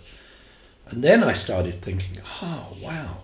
And then I worked out, I did a rough calculation that 34%, I mean, somebody gave me some figures, and I did 34% of what is spent on education is spent in the classroom, preventing the damage done by poverty in the classroom. And if you look at the NHS, 50% of what the NHS, according to the BMA, 50% of what it spends is on keeping the poorest amongst us as healthy as possible. If you look at the DWP, 90%, 80 to 90% of its money is spent on people living in poverty. You look at the social justice, the Justice Ministry of Justice, nearly 100% of it, 90% of it, is people in poverty who get involved in crime. So if you just take those and you extrapolate over the whole of the government departments, you put it all together, 40% of government spending of that £1.1 trillion that they have every year, 40% of that, 400 billion, goes into assuaging the problems caused by poverty, in coping with, not preventing poverty, not curing poverty. It's like having all of these people, putting them in a warehouse and saying, come back. It's like saying, stand at the bus stop and the bus of opportunity will come and take you somewhere, and the bus never arrives. So you postpone people's exit from poverty. Now this is the system. Now what I'm doing, and I've got some people who are very interested in doing it, is I'm creating a ministry of poverty.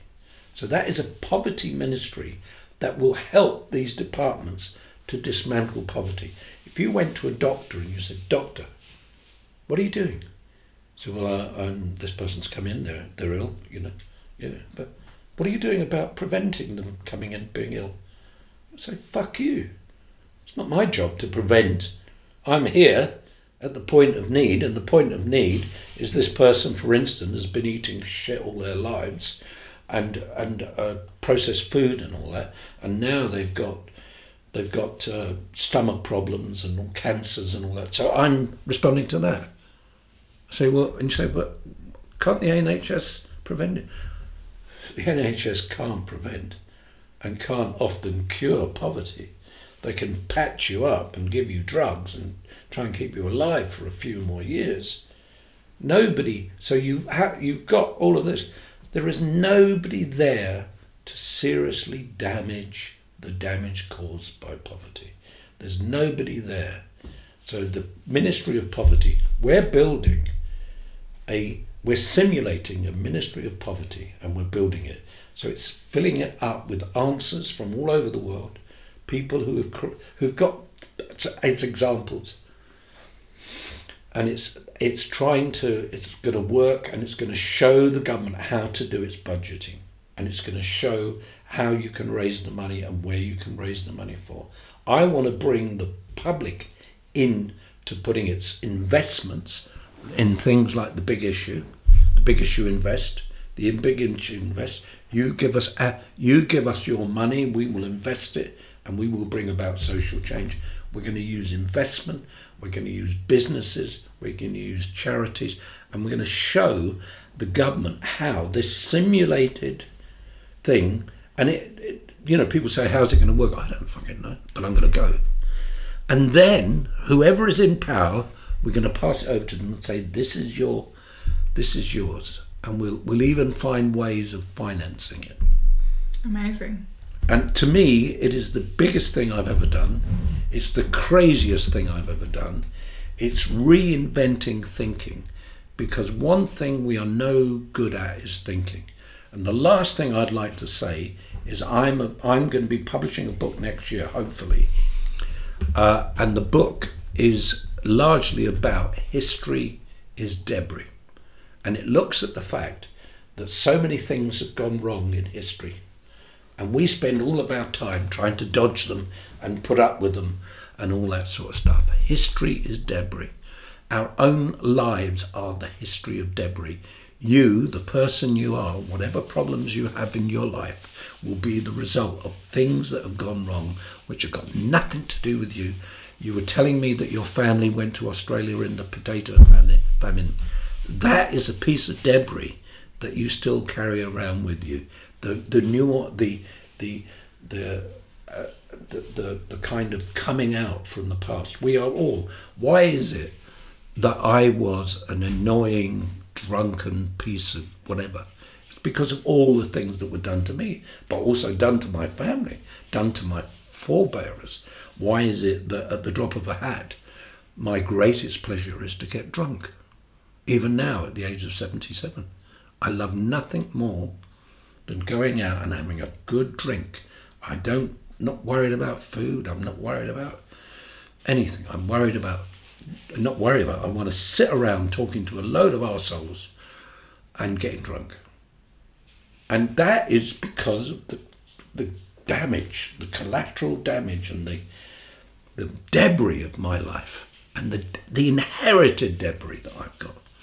So my book, which is actually called, and it's based on my experience of living in Paris and meeting all these haute bourgeois, it's called Do You Sincerely Want to Smash Capitalism and Have a Full Sex Life? And it is about these opposites, and it's about the fact that one thing I found, my girlfriend wrote to me from Paris a few months after I left Paris and sent me some money which she'd robbed from her bourgeois father.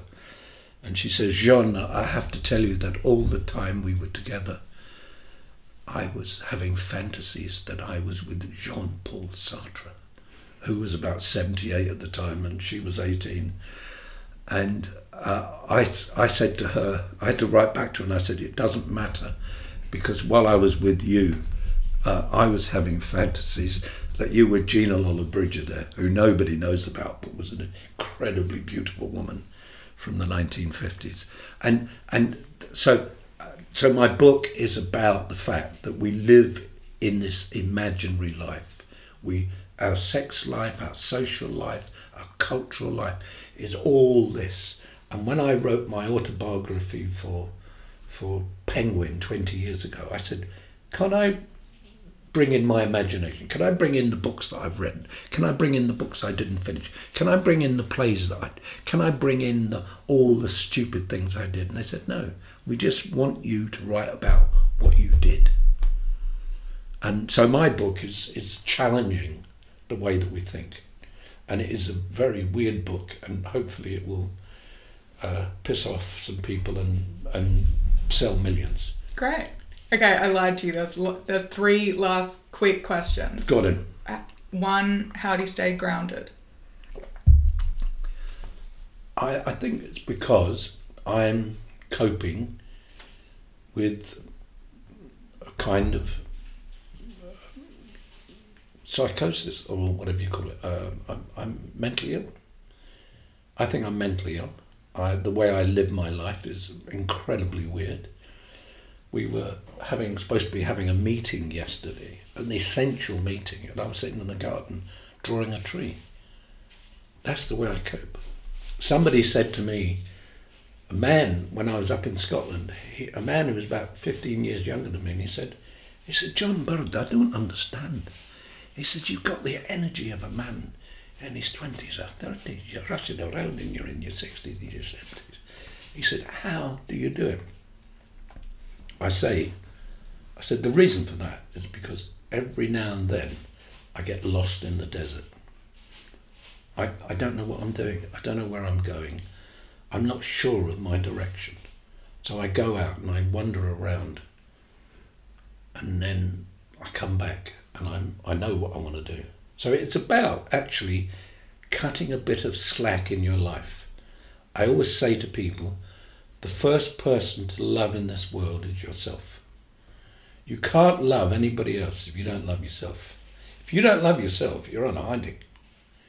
You are on fucking hiding, because you will reiterate, you'll reverberate, you will ricochet the problems of your own life. In any relationship, you will pollute the relationship. I've done it. I've had relationships with people and I've thought, wow. But I've been, a nasty drunk or a pain in the arse or an unreliable, go out for a box of matches and come back 3 days later. And so you've got to fall in love with yourself. And I am so in love with myself. It's taken me a long time.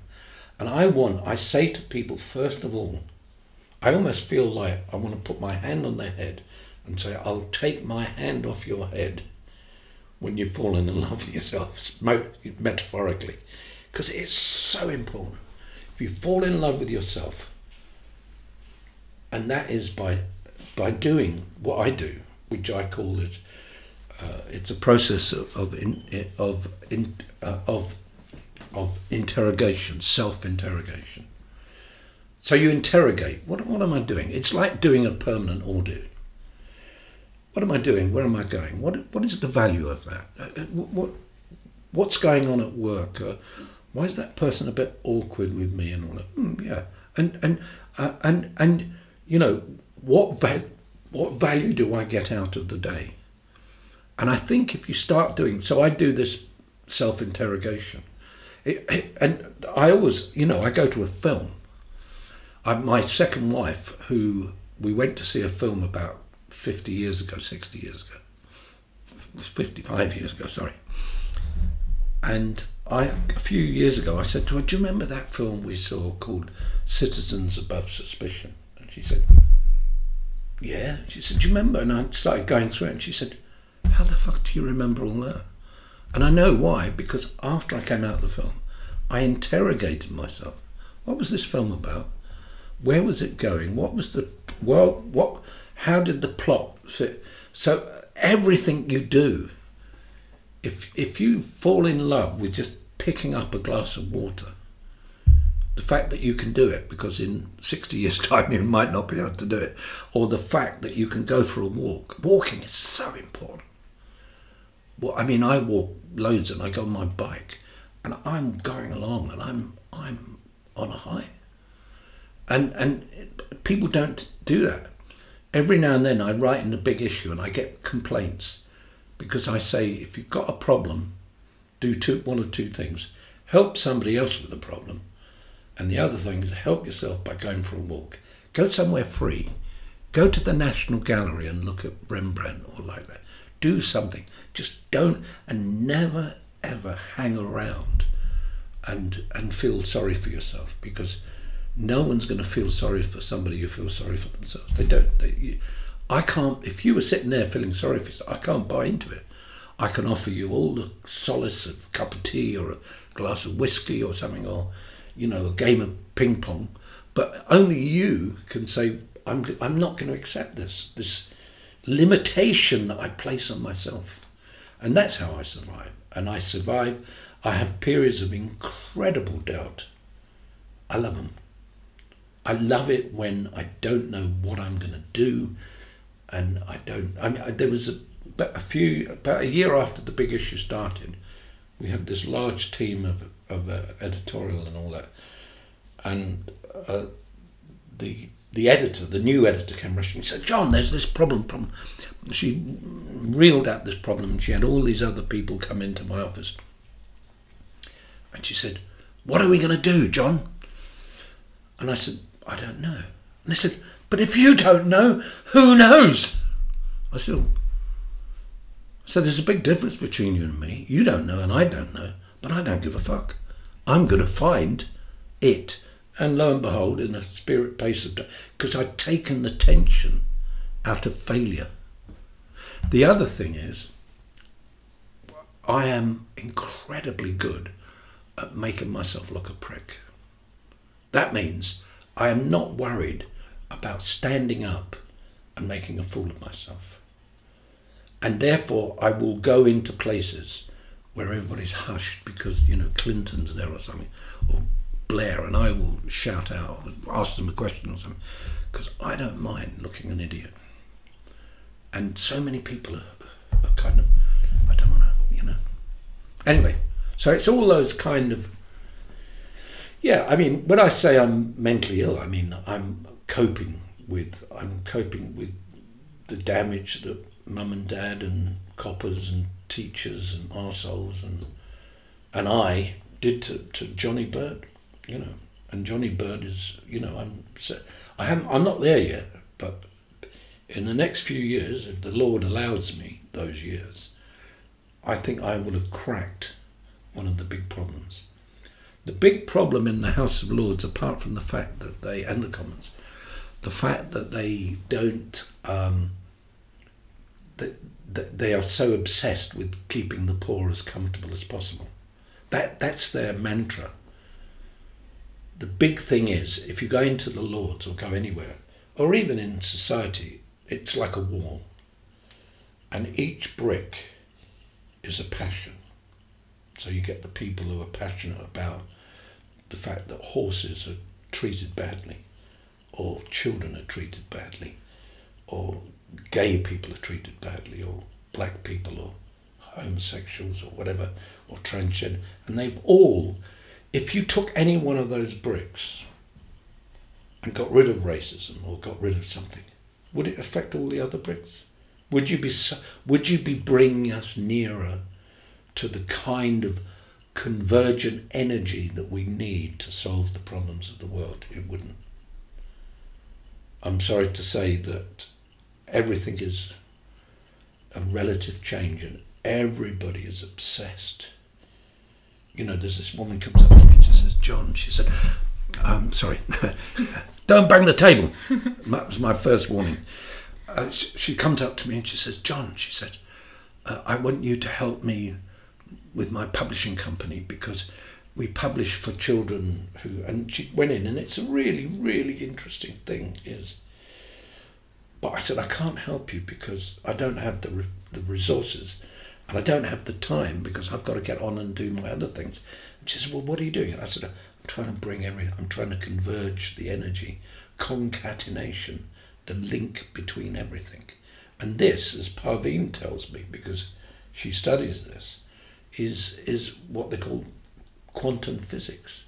It's like the realization that every part of you is not much different from that painting.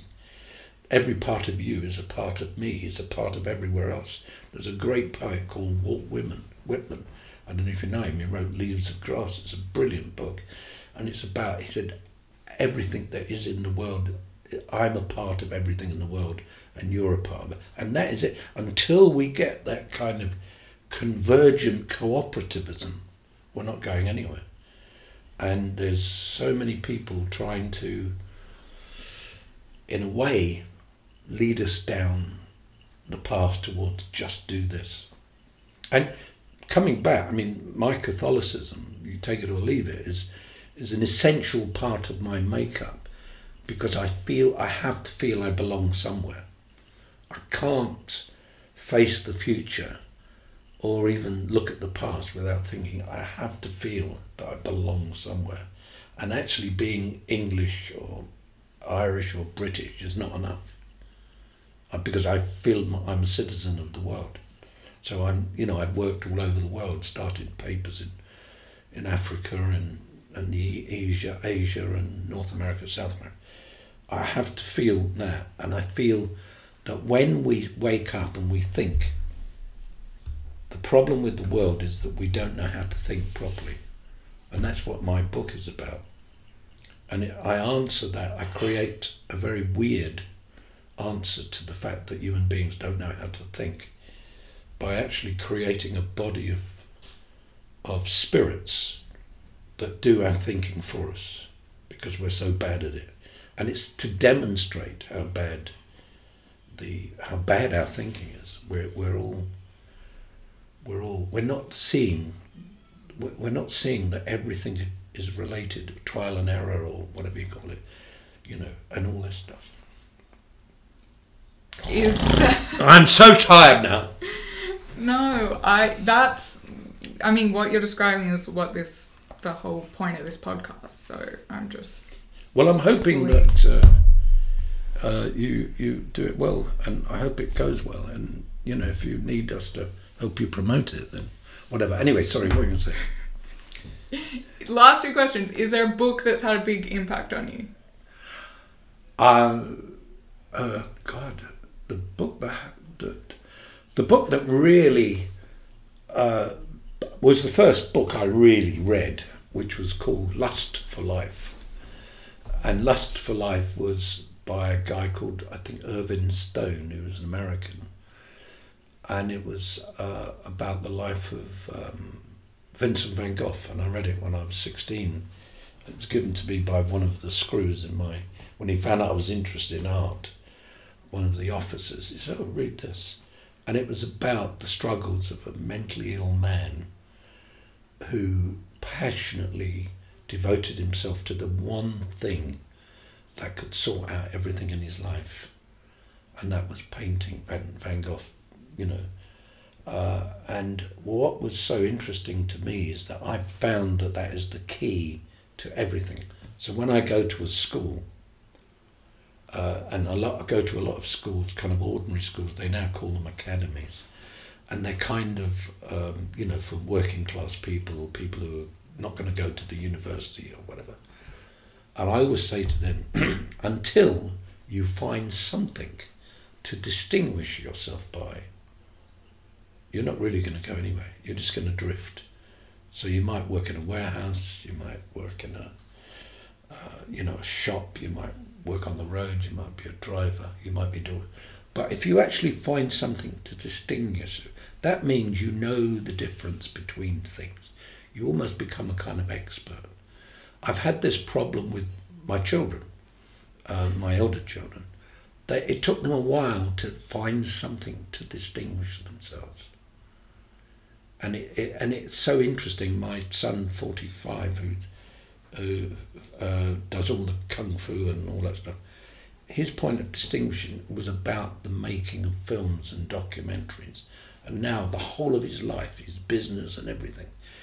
And he's become a vastly richer human being because of that. And if we don't get that chance, I know other people. I've got a friend of mine who leads a pretty ordinary kind of job, and he's now retired.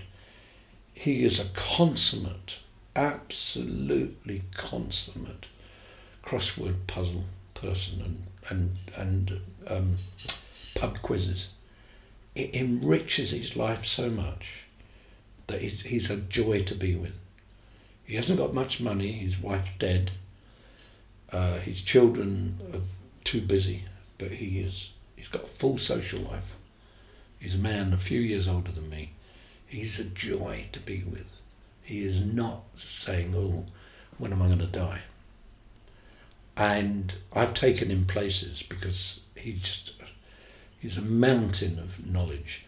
And there's a young boy who I knew who was struggling at finding a way. And then I pointed out to him that his father was an electrician. I said, is there anything you want to do in that? He said, well, I'm not really interested in electricity. I'm interested in disco lights, discos. And all. I said, well, get into that. He got into it, and he's doing very well. And he does light shows now. So what started off was he wanted to go down and pick up a load of girls, and he loved, disco lights and all that stuff. And it's become a passion for him. And he's now, I suppose now he's almost 30 or something like that. And he's steadily climbed, and he goes to Ibiza. And he doesn't go to get drunk and have sex. He goes there because there's 20 light shows that he's doing. And then he does that for, 4 or 5 months, and he comes back and he can travel around the world. He likes going out on his motorbike and going up mountains and climbing mountains and all that. His life he found something to distinguish himself by. And if you don't, you're rather cattle-trucked.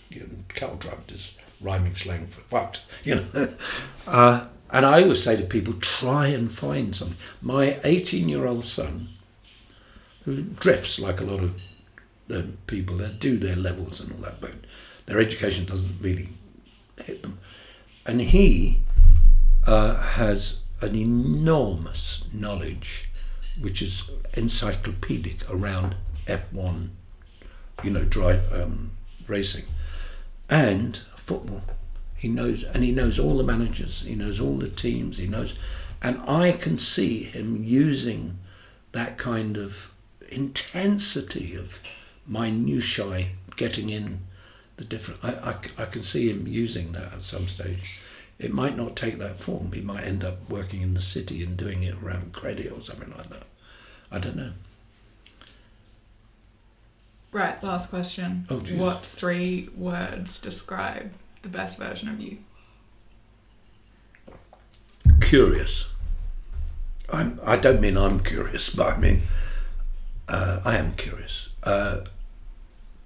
I'm curious, charming, and I would say confrontational.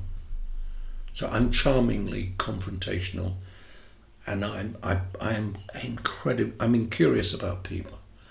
One last story. I went to Lille in northern France to write my autobiography because I couldn't write it here. And I invited 2 friends of mine who were villains from my old days, kind of like knuckles, like death, love and hate and all of those. And they were, my mate who was driving was, he got an old Mercedes. I don't even know whether it had a license or anything like that. But he was a bit of a villain. This is about 20 years ago. And he's sitting in the car with my other mate, who they both met in prison, and I met them when I was going into prison and they were coming out. Anyway, originally. And I'm sleeping in the back because I'm always tired because I've got too much to do. And one said to the other, he said, I wonder what Birdie's got in Lille. Has he got a flat? I said, yeah, he's got a flat. And he said, I wonder how he's doing. And then the other bloke said, oh, well, I'll tell you what, I bet he'll have a load of people running around and he's got mates here and mates there. And he said, yeah. And he said, and the other one said, I wonder why he's like that. And he said, well, the difference between him and us is he likes people and we fucking hate them. And I thought, I meet people and I fall in love with them. I want to talk to them. I want to know And it could be people serving at a table. It could be, I just think there's something quite staggering about every human being I've ever met. And I want every human being to know that they are staggering. They are. I've never met a boring person in my life. I've met people who present themselves as boring. I've met people who have limited their right down to boredom. They've made themselves as boring as anything. The only people I find boring are the people who are always after you to do something for them, but they present it in a way that it's as though you're doing things for the good of mankind. And I get a bit, those professional leeches I find very difficult, and I try and avoid them. Right. Well, on that positive note. Yes. There you are. Lord Bird, thank you very much for coming on. I'm also known as Lord Help Us. Lord Help Us. That's what my brother said. But I love this. It's funny that you come from Australia, but I think this comes from Tasmania. Hey guys, thanks for listening to this episode. If you enjoyed it, feel free to share it with someone. And also, a random 23-year-old just messaged me on Instagram and told me he found the podcast through the algorithm. So it actually does help if you review the podcast and subscribe or follow. And then you get to find out about future episodes as well.